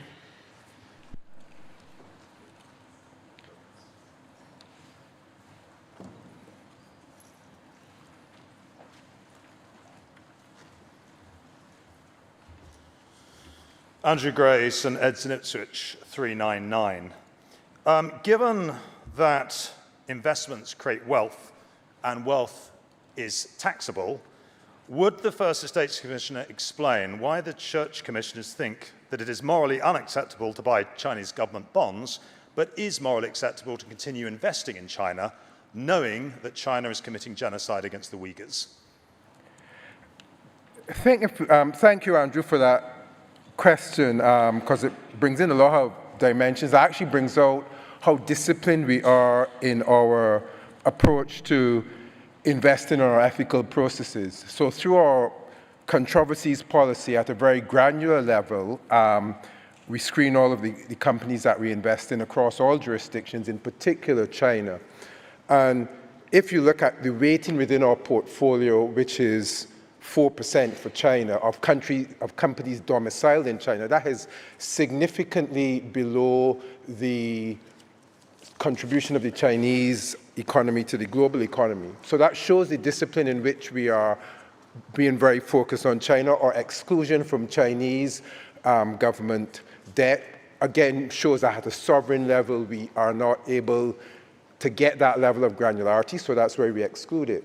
So you've just actually given a very powerful example of how we are very careful around that in terms of making sure that we're very consistent, whether it's China, whether it's any particular jurisdiction within which we operate, that particular entity in which we invest may have controversy. So that is the way that we look at it. Question 112. Question 113. Is he the first one? Go ahead, sir. Jonathan Baird, Salisbury, 400. As per the question, please would it be possible to provide a further written answer as to the relative historical size of parochial or benefice endowments? Of course, Jonathan, very happy to get the team to look to pull out the analysis for you. I think one important thing, if we can look at that, the question that you've asked, is that focus on the traditional endowment and that change in 1976 that you're talking about was one which was trying to get a more equitable distribution of support across the church. But we will get that analysis provided for you and provide it to you in writing. Super. Thank you. Yes, go ahead, sir. Marcus Walker, London 168. I was wondering whether, Church Commissioner, your team would be able to do the analysis as to how much returning to the old scheme of providing approximately a third of the stipend of the clergy would now provide for the clergy, how much it would cost for the Church Commissioners to do this, and what the mechanism for bringing this about might be. Thanks, Marcus. I think, as you know, if we look more widely, obviously the Church Commissioners invest, and then collaboratively with the Emergent Church Steering Group, which pulls together, looks at the level of distributions. Carl is working and going back to the kind of getting a granular analysis of the church's real finances across, gathering that across the diocese. So we have a very clear and consistent analysis. And I think coming out of that, Carl and myself and the entire, Bodies Archbishop's Council itself are looking to have a grown-up discussion around how we make the financial processes, most efficient. So very happy for you to come and have that conversation with Carl and myself. Question 114. Go ahead, sir. Thank you, Chair. Thank you to the First Estates Commissioner for his answer, for the initial conversation yesterday, and for the fruitful stewardship of these shared assets. Given in a relatively poor year, the Church Commissioner's assets increased by 3 times more than the entire stipend bill of the Church of England, the question I get asked by many struggling parishes and dioceses is, how much do the commissioners consider is enough? Actually, Barry, I want to thank you for that question. And when we spoke in the corridor yesterday, I really welcome that, because it's a very important question. It goes to the heart of how we collectively, as a church, steward our resources, and how we, as the church commissioners, steward the money on behalf of the church. Enough is actually the amount which allows us as the church commissioners to maximize the distributions every year while still making sure that we are very cognizant of intergenerational equity. And that's in our mandate. That's what we are committed to do. And because it's a really important thing, the church commissioners seek to distribute the maximum amount.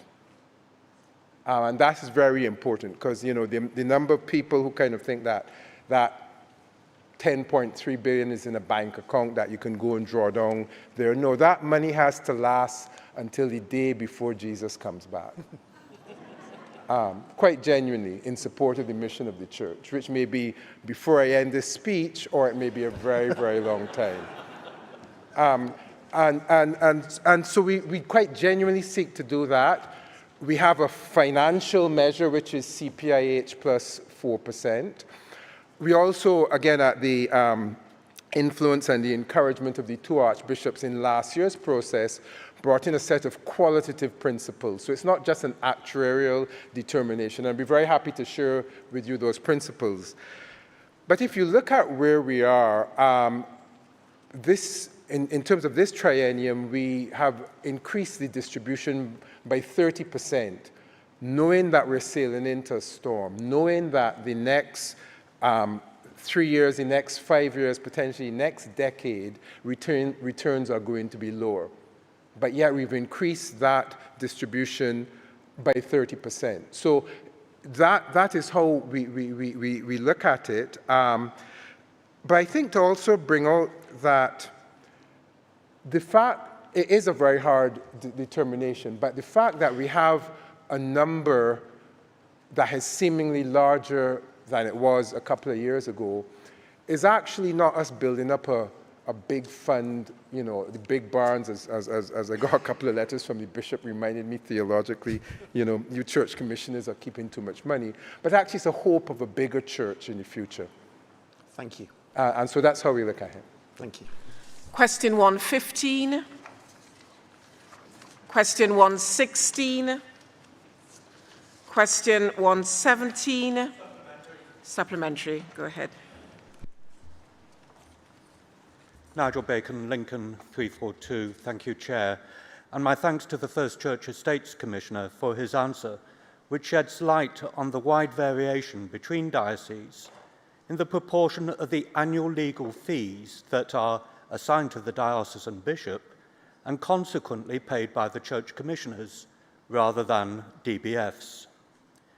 Will he now undertake a review of the proportions paid by the church commissioners, which range from 25% to 59% across the diocese, and I have discovered have remained unchanged for each diocese as far back as at least 1974, approaching the 50th anniversary?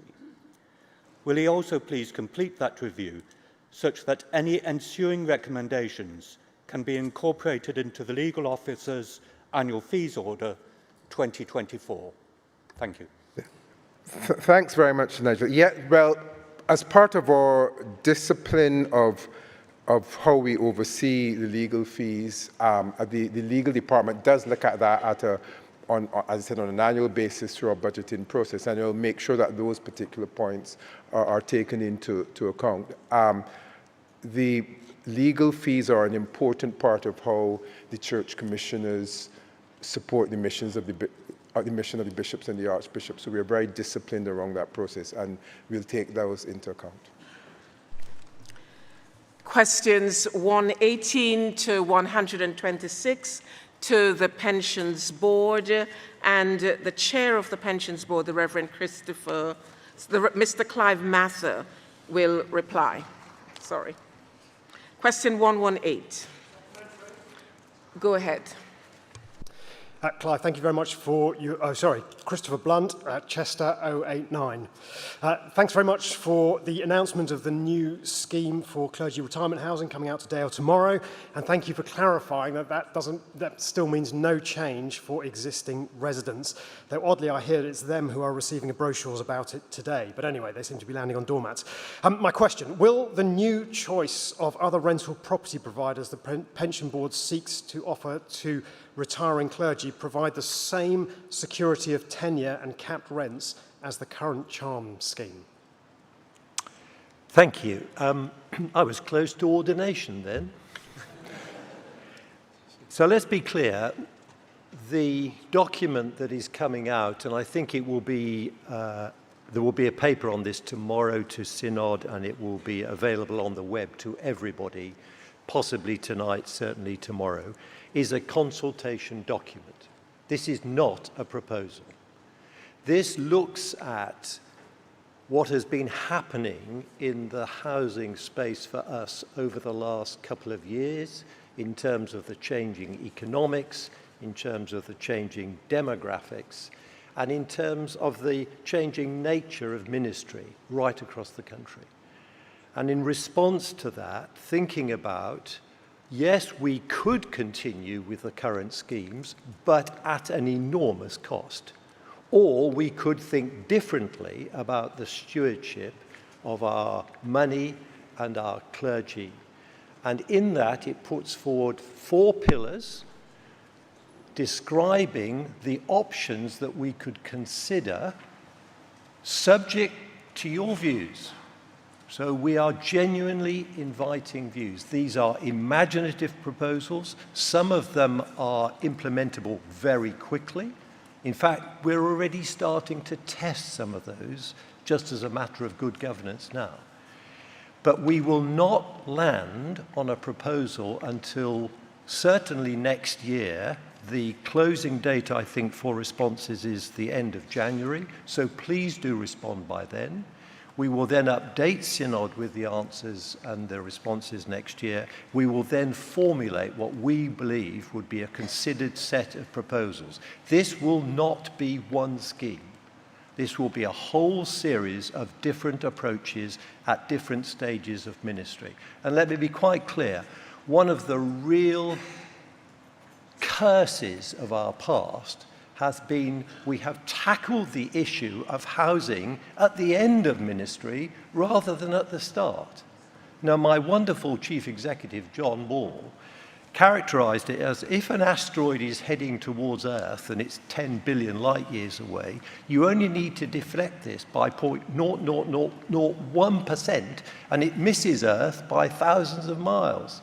But you wait until the last minute and the only option is a nuclear deterrent. Okay? That's what we're trying to do. But this is not a scheme. Within that scheme, we will, of course, take every consideration around rents, around safeguarding, around affordability, and so on. But please participate. Question 119. Go ahead with your supplementary. Thank you. Katrina Scott, Gloucester 123. Thank you very much for your encouraging response and the promise of that consultation document. Can you confirm or can you commit within the consultation to reflect on whether there might be the possibility for there to be no change for residents around the right to move property from one to another should the needs arise, for example, around lack of mobility or change in needs. I commit to looking at everything, including that, yes. Thank you. Thank you. Thank you. Question 120. Question 121. Supplementary there.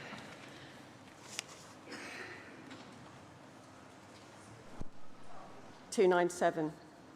Thank you very much for your response to my question. Does relying upon residents in charm properties to report problems when they consider them to be a problem result in an increase in repair costs?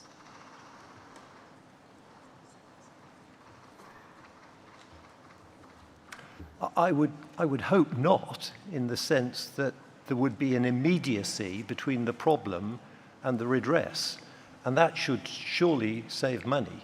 However, implicit in your question, and forgive me, I'm going to have to suppose this, there could be defects of which the resident is not aware, which are then exposed in the full survey.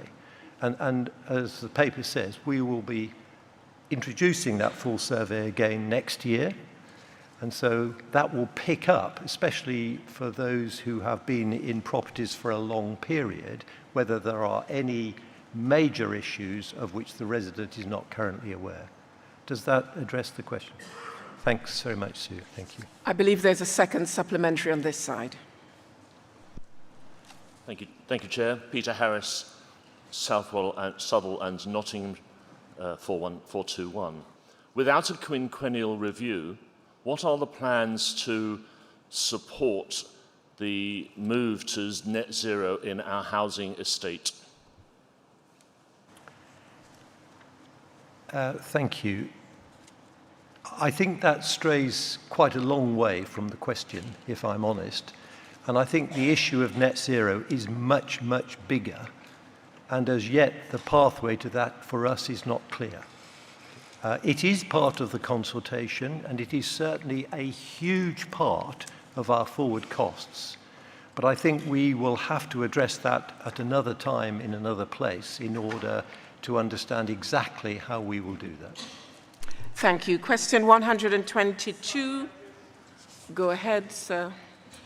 Robert Thompson, London 166. Thank you for your response to the question, but given that many of us are increasingly aware of retired colleagues who are facing real hardship, would the Pensions Board look again at the rent formula? Thank you. We are acutely aware of cost of living and the impact that has right across society. I mean, as a church, it's a huge part of our life, not just those who serve within the church, but all of those in wider society that we seek to help. So yes, we're acutely aware of it, and we encourage everybody who has financial challenges as workers of the church to be in touch with us.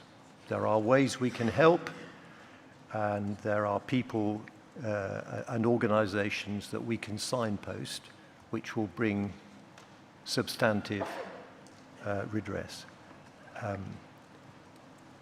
I think the issue of the formula going forward will be hugely dependent upon the nature of the schemes that we collectively choose to adopt. So I think that will have to come back when we have the responses to the consultation. Thank you. Question 123. Go ahead with your supplementary.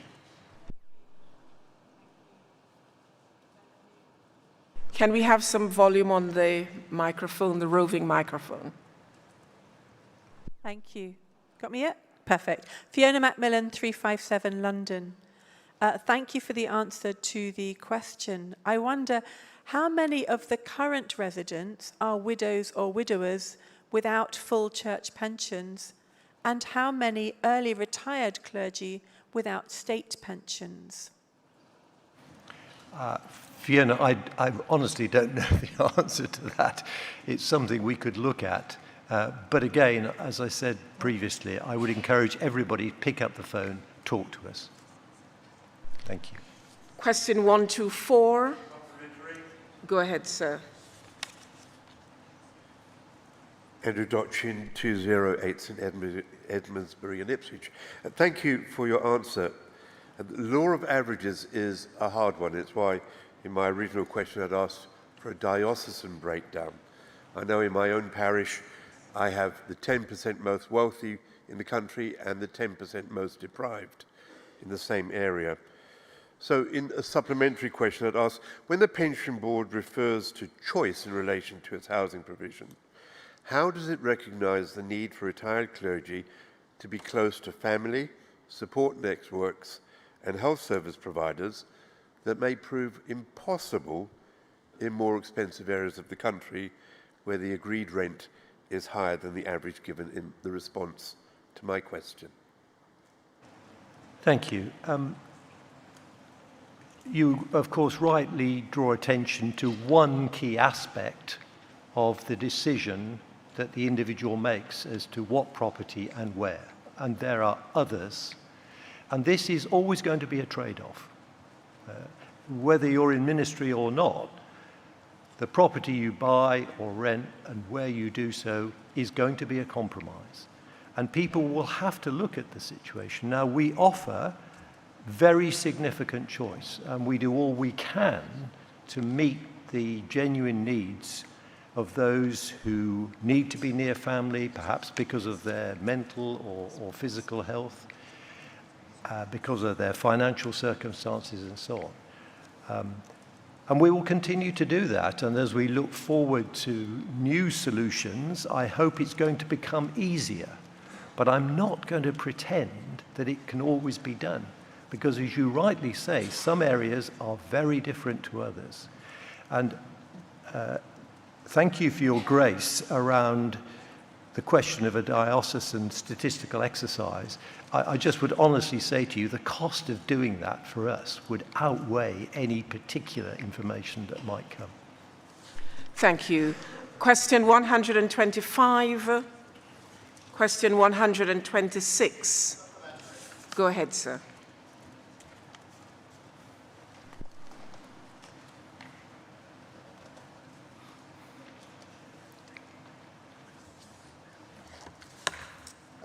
Ian Boothroyd, Southwell and Nottingham 422. Thank you, Clive, for the written answer. Noting that the problem of declining real value is in part related to the different reference dates, does the Pensions Board have the power to link the starting pension at retirement to the current national minimum stipend rather than the previous year's NMS? Ian, thank you. The answer is no, we don't. We are mandated legally to administer the rules given to us. That could be done. It could be done. It would require a change to the rules and legislation, but it could be done. But let me, in the spirit of your question, which I very much honour, make two comments. First of all, there is genuine need, and we are looking at short-term changes, whether that's pensions or stipend or both, together with the Church Commissioners and Archbishop's Council. And we will continue to do that to see what might be possible. Longer term, there are better solutions out there. And I do hope at another time I can talk to Synod about the possibility of an integrated church pension which brings all the various funds together and which would completely address that issue with much better outcomes for all members. Thank you.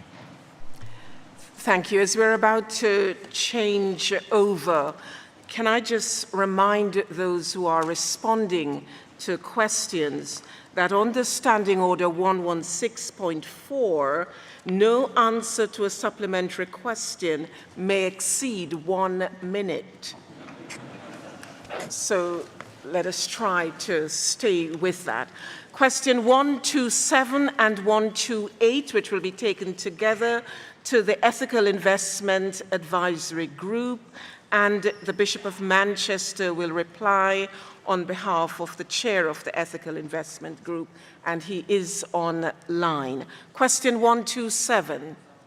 Go ahead with your supplementary. Paul Benfield, Blackburn, 66. Will the Ethical Investment Advisory Group look into this matter and report back to Synod, please? Thank you. I will pass that on to the Ethical Can we Investment unmute the Bishop? I think I am unmuted my end. Am I not unmuted your end? We can hear you now. Thank you. Thank you, Paul, for that. I mean, we can certainly take this back to the EIAG and to look into it.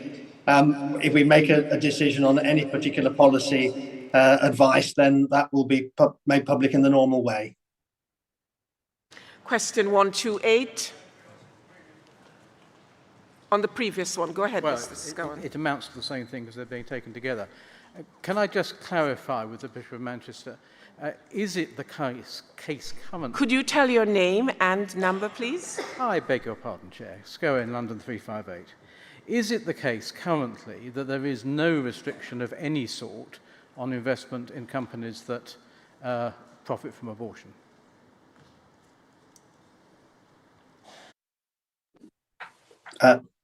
Am I unmuted again? Hello, can you hear me? Hello? Hello? Go ahead, Bishop. We can hear you. Thank you. I'm keeping myself unmuted this end, but I think someone in the technical department keeps muting me again. Thank you, Clive. I mean, the way in which the EIAG works and the national investment body is primarily through engagement rather than divestment. I think it'd be very easy to go back to a policy of simply divesting from anything that anybody in the Church of England has a moral difficulty with. But I think we'd find the investable universe become very small very, very quickly. So we prefer the national investment bodies and the EIAG to look at how we engage with companies who've got products or services they provide which present for some moral obstacles. So that will be the way in which we continue to work. I'll take one more supplementary on this side. Thank you.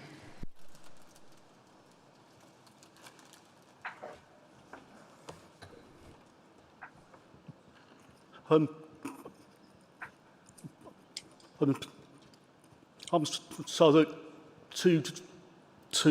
for Jonathan Mace C, and as you'll hear, I have a stammer. Please bear with that. We are told this is a complex issue. Yes, that's why we are here.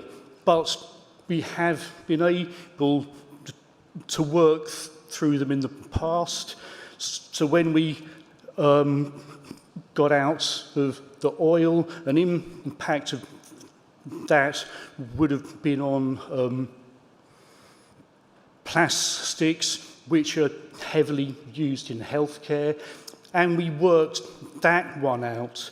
Why can't we do that same work for the protection of the unborn?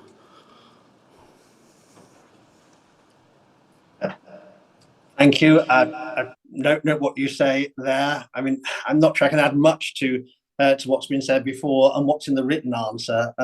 On the whole, it's pharmaceutical and other medical companies who have some exposure to the abortion services provision, and it's almost impossible to disentangle that. If we were to pull out of these companies, we'd be pulling out of companies who do a massive amount of good. We pulled out of the oil and gas majors because they were primarily producing oil and producing gas. They were not companies who had very minority interest in that. I think we still have thresholds below which we do not consider investment in oil and gas by a larger company to be material.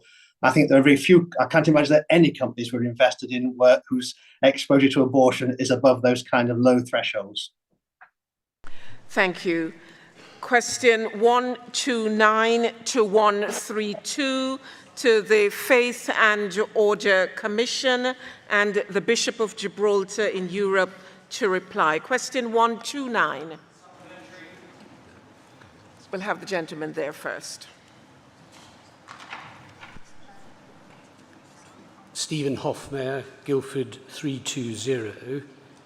Many thanks, Bishop, for the answer and particularly for the work that you and FEOC do. Upon what subject was FEOC asked to advise, and what was the gist of the advice? Thank you for your question, Stephen. The Faith and Order Commission is made up of 16 people, 6 bishops, 10 academics, and I want to thank those academics for giving their time freely to the Church. We were asked specifically to look at whether holy matrimony and civil marriage were substantially separate institutions. We considered that theologically and considered that they were overlapping and distinct, so that they were not entirely distinct and separate. Thank you very much. The gentleman behind. Thank you.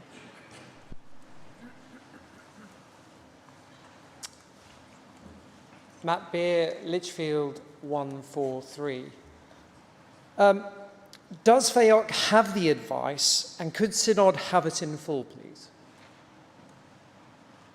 I'm sorry, I don't quite understand your question. So where we were asked, where the question was asked that the Faith and Order Commission was not asked to provide advice, does FEOC have advice, and could Synod have it?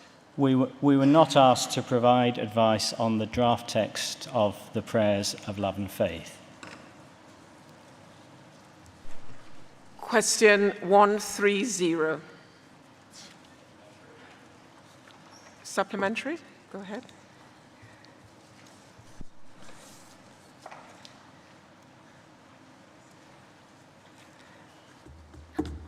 Thank you, Bishop, for your answer. Can I just ask why you've particularly drawn on the phrase disagreement over creedal Could you tell us your name and number, please? I'm sorry, Dr. Ian Paul, 229 Sutherland, Nottingham. Can I just ask why you've particularly picked on the phrase disagreement over creedal matters, therefore leading to schism, when through the history of the Church there have been many issues which have led to schism, which weren't creedal, for example, questions around corruption in the Church or misuse of power and all those sort of things could also lead to schism.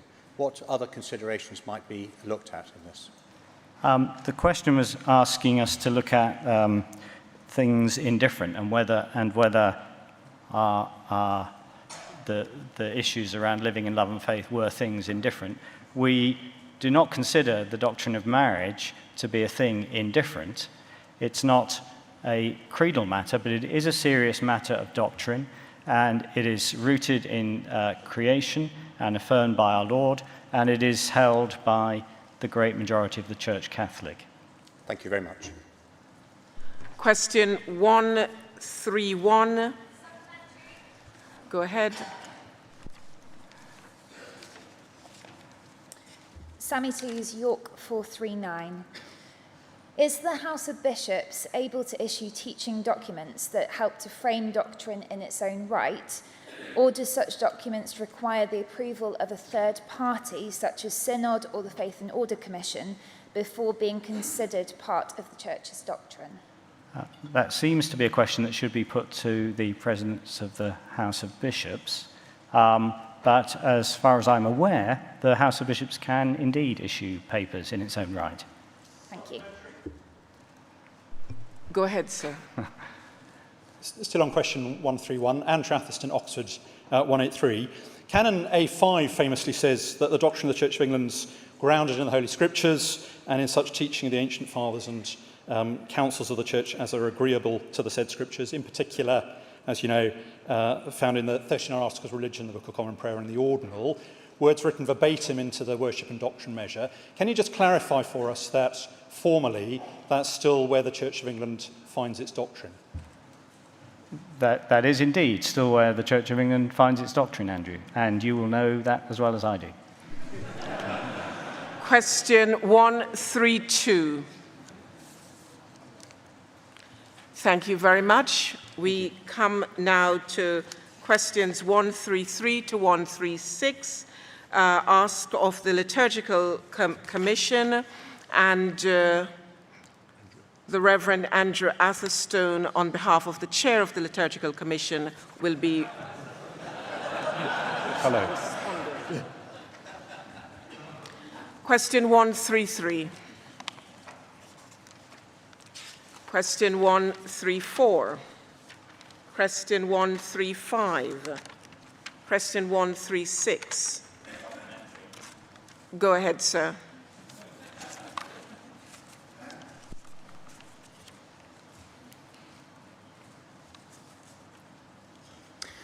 Dr. Ian Paul, 229 Southern Nottingham. Thank you very much, Dr. Atherstone, for your answer. When it mentions the promises, will you teach the doctrine of Christ as the Church of England has received it? Has there been any work done or any reflection on whether there should be exceptions to any of this doctrine, which is found, as you earlier stated, from Canon A5, in the Formularies, the Ordinal and the Book of Common Prayer? The Ordinal is very serious. The promises that deacons and clergy and bishops take on ordination days is extremely serious. I hope taken to heart. The Liturgical Commission hasn't considered it since the Common Worship Ordinal was agreed by this Synod. So there are no exceptions. Thank you. Thank you. Questions 137 to 139 to the National Society Council and the Bishop of Durham to reply as chair of the National Society. Question 137. Question 138.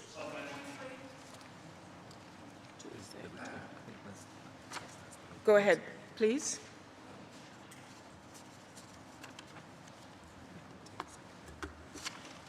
Christiana Olomolai, Bristol 260. Thank you, Bishop, for your answer. And I can see that Professor Francis has clarified that his research does not cover the effectiveness of schools in bringing young people to faith. Now that we know, can you confirm that there will be a specific group set up to research the effectiveness of Church of England schools in bringing young people to faith? Because Growing Faith has said they'll build it in all aspects of their work, but seeing that's one of the main objectives of Church of England schools is to promote the Christian faith, I think we ought to have a specific and measurable way of... I'm sorry, can we just have the question and let the person who's answering respond? Okay. Just the question, please. Thank you. Could you please confirm that there will be a specific research to look at the effectiveness of young people, of the schools, in bringing young people to faith? And also, could there be a KPI, key performance indicators, for all C of E schools to see how many they actually bring to faith within a set time period? Thank you. No, I couldn't make that promise because that would take a lot of background research before we were ever able to do so.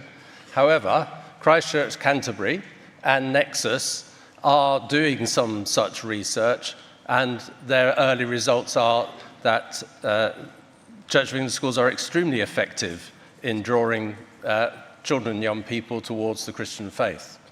But no commitment on further research at this stage. Thank you. I believe there was a second supplementary here. Thank you, Chair. Peter Harris, Sutherland, Nottingham, 421. Thank you for that answer, Bishop. But the concern, I think, in many of the academic community is that research that you're indicating is more likely to be beneficial if it's longitudinal rather than just snapshot, as the Nexus work is likely to be. What funding opportunities are being sought in order to encourage longitudinal research in the way that you've indicated? None that I'm aware of. Thank you. Question 139. Go ahead, please. Rebecca Hunt, Portsmouth 386. I want to ask if the National Society will produce resources to help church schools and clergy that are involved with schools effectively to counter the influence of activist groups such as Educate and Celebrate, and to help them to uphold the C of E doctrine on sex and marriage as wholesome and beneficial in modern society. I think I've been asked to express an opinion about a particular organisation which is not appropriate for me to do. We encourage dioceses rather than the National Society to work on this with local schools. Thank you. Thank you very much. We come now to question 140 to the Council for Christian Unity. And the Bishop of Gibraltar in Europe will reply, and I believe Mr. Billiness is on Zoom. Question 140, please go ahead. Chair, thank you. Bishop, will the Council write to the two primi of the Free Church of England, drawing to their attention the concern expressed in this synod about one of their ministers' public remarks because of the hurt this has caused amongst our female clergy colleagues? I can, of course, provide documentary evidence to support such a letter. Thank you very much for your supplementary, Clive. In fact, the relevant bishop of the Free Church in England has been in touch with me, expressing his profound apologies for this incident and saying that it will be dealt with following their own internal procedures. Thank you. Thank you. Questions 141 to 164 to the Archbishop's Council. Mr. Carl Hughes to reply to question 141. Go ahead, sir. Adrian Greenwood, Southwark 415. Thank you for your answer. Given the strategic objective towards mixed ecology as the norm, and given the need for non-parochial ministers such as chaplains and youth ministers to have secure, sustainable and affordable housing from which to base their ministry, does the chair of the Archbishop's Council Finance Committee recognise that, as well as to better understand the terms and conditions of employment of such ministers within the Church of England, substantial additional financial resources are also likely to be required in order to achieve the desired objective, either new money or funds diverted from existing sources? Adrian, thank you very much for that supplementary.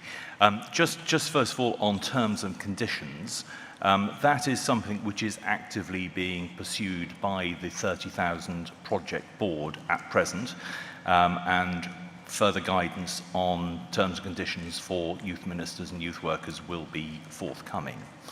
In terms of the additional resources to assist with housing of youth workers and the like, clearly that is something which dioceses are able to take into account in their submissions to the SMMIB.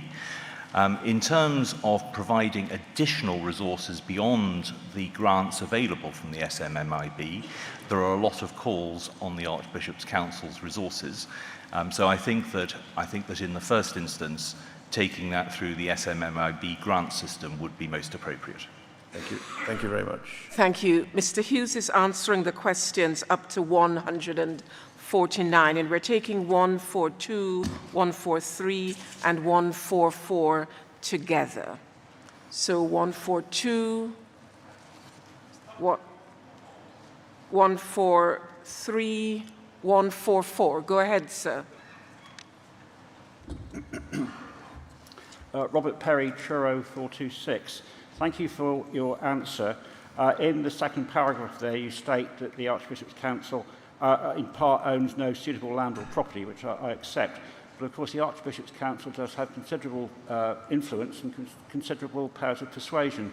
And I wonder, therefore, whether the Archbishop's Council would be willing to use those powers to, as I say, to assist dioceses like Truro, which do wish to do what they can to help the considerable shortage of affordable housing in their areas. Thank you. Right, Robert, thank you very much for that point. As I said in my answer, this is a matter which we are considering in detail at the moment, and one of the things that we are considering is the extent to which we might be able to provide centrally some support for dioceses in terms of the development of land. That is something that is currently under consideration. In terms of the encouragement of dioceses, clearly each diocese is a separate independent charity, and I will continue to do my best to encourage dioceses to do all sorts of things that they may or may not wish otherwise to do. Thank you. Question 145. Go ahead, sir.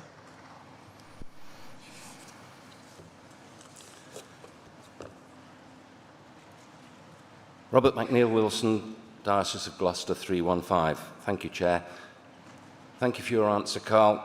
Please can I ask, in assessing the opportunities presented by the Housing Advisory Board against the current and likely future calls for support, what estimated annual return will the Archbishop's Council assume as consequence of increased income from good stewardship of church land resources in terms of millions of pounds and as a percentage return? Can I just clarify your question? Are you talking about the return that a diocese would expect to get from development, or a return that the Archbishop's Council would expect? I'm asking what the Church could anticipate nationally would be returned annually by the good stewardship by the diocese of their land resources. Right.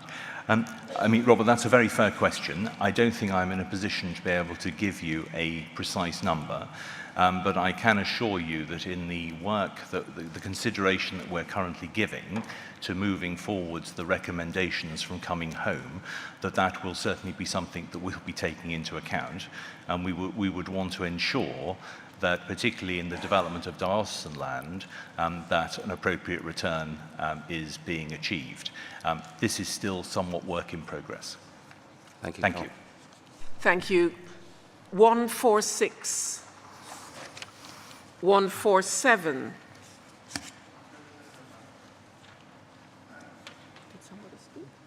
148. Go ahead, sir. Thank you, Mark Miller, Durham 107. Carl, thank you for your answer, and it's also, may I say, a delight to see you answering these questions in your new role. I hope it's going well. There has been some concerns I've seen published that parish buying energy basket prices are not the most competitive available.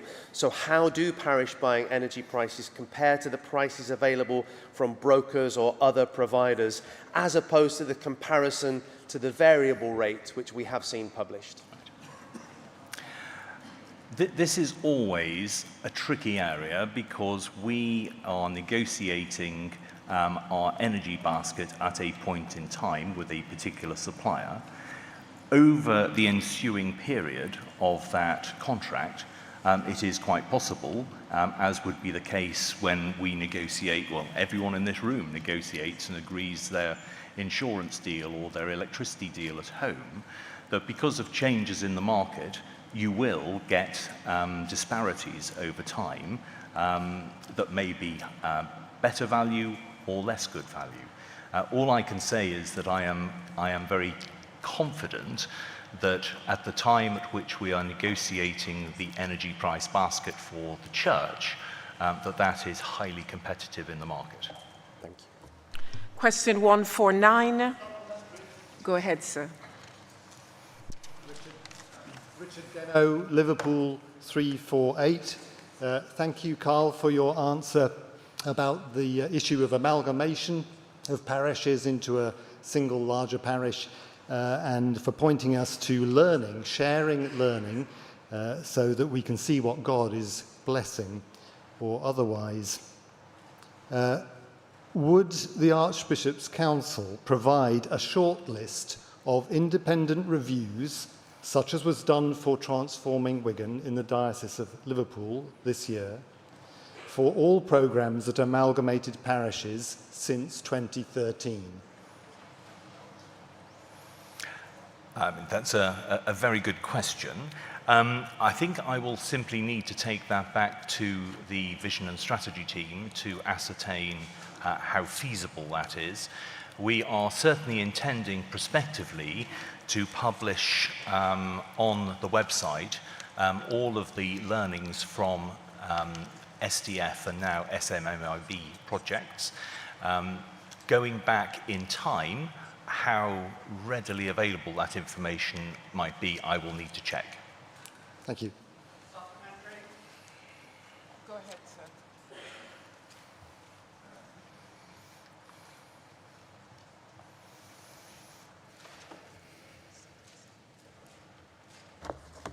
Mark Bennett, Oxford 184.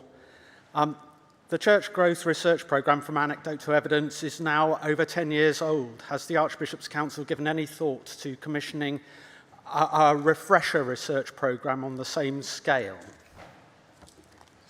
I'm not aware that we have given any consideration to that, but I'm sure that that can be added to a future Archbishop's Council agenda. Thank you, Mark. Thank you. Question 150 and 151, the Bishop of Chester to respond. Question 150. Is it Matt Beer, Lichfield 143. Thank you, Bishop, for your answer. Of those 700 new worshipping communities, how many of them are lay-led or under the extended oversight of a priest or bishop? Thank you, Matt. That's a very good question. I do not know the precise figures, but I'm very happy to email them to you, assuming we can find them. Thank you.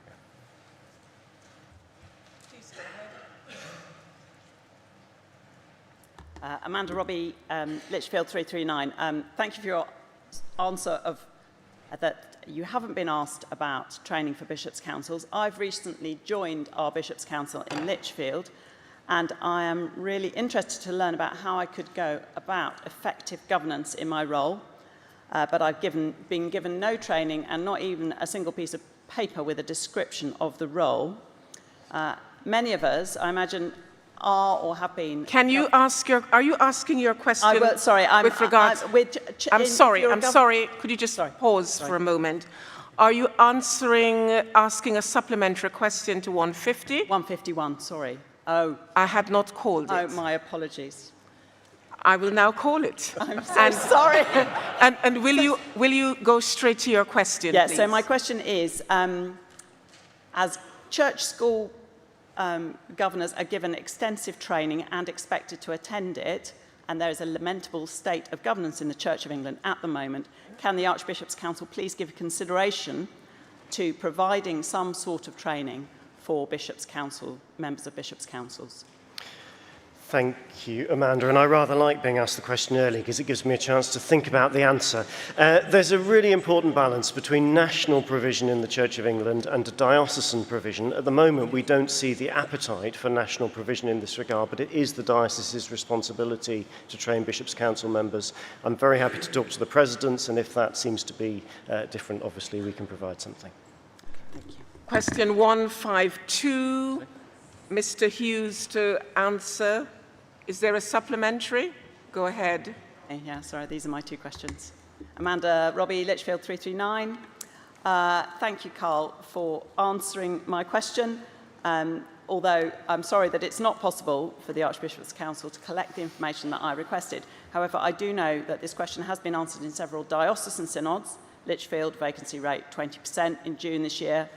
25% in... Do you have a question? I do. My question is, since some diocesan synods are already collecting this information, would it be possible for a national collation of this information to be made available to people on this synod so that we can have a picture of the national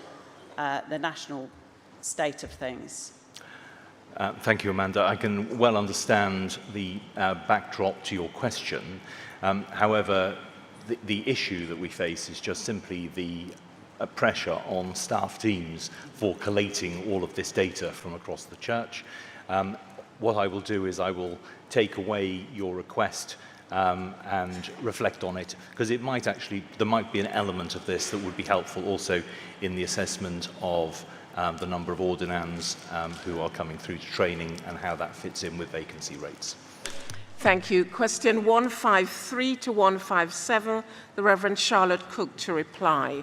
153, 154, 155, 156. Go ahead, sir. Anil Apadu, UK ME Co-option 485. Thank you for your answer to my question, and I was grateful for the clarity.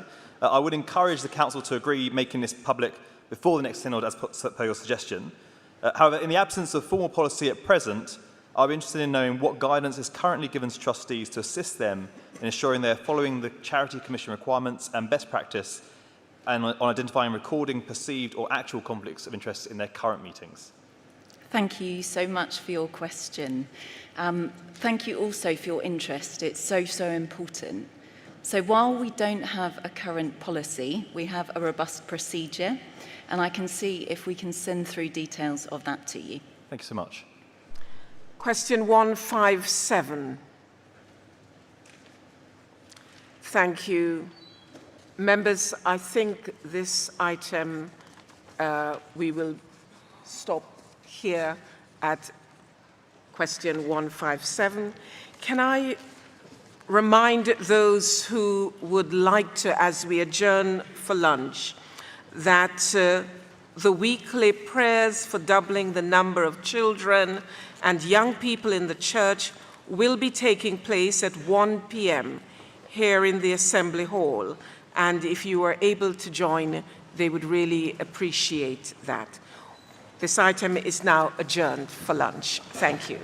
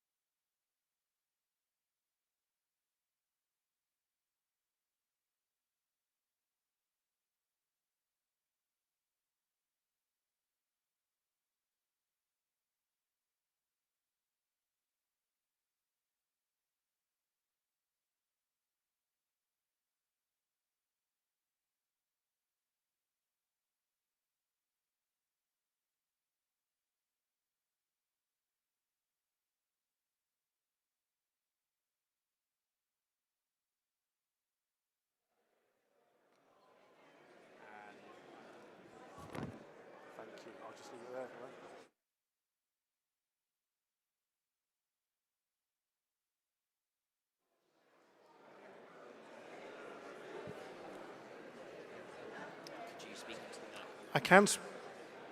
Is that okay for you? Super.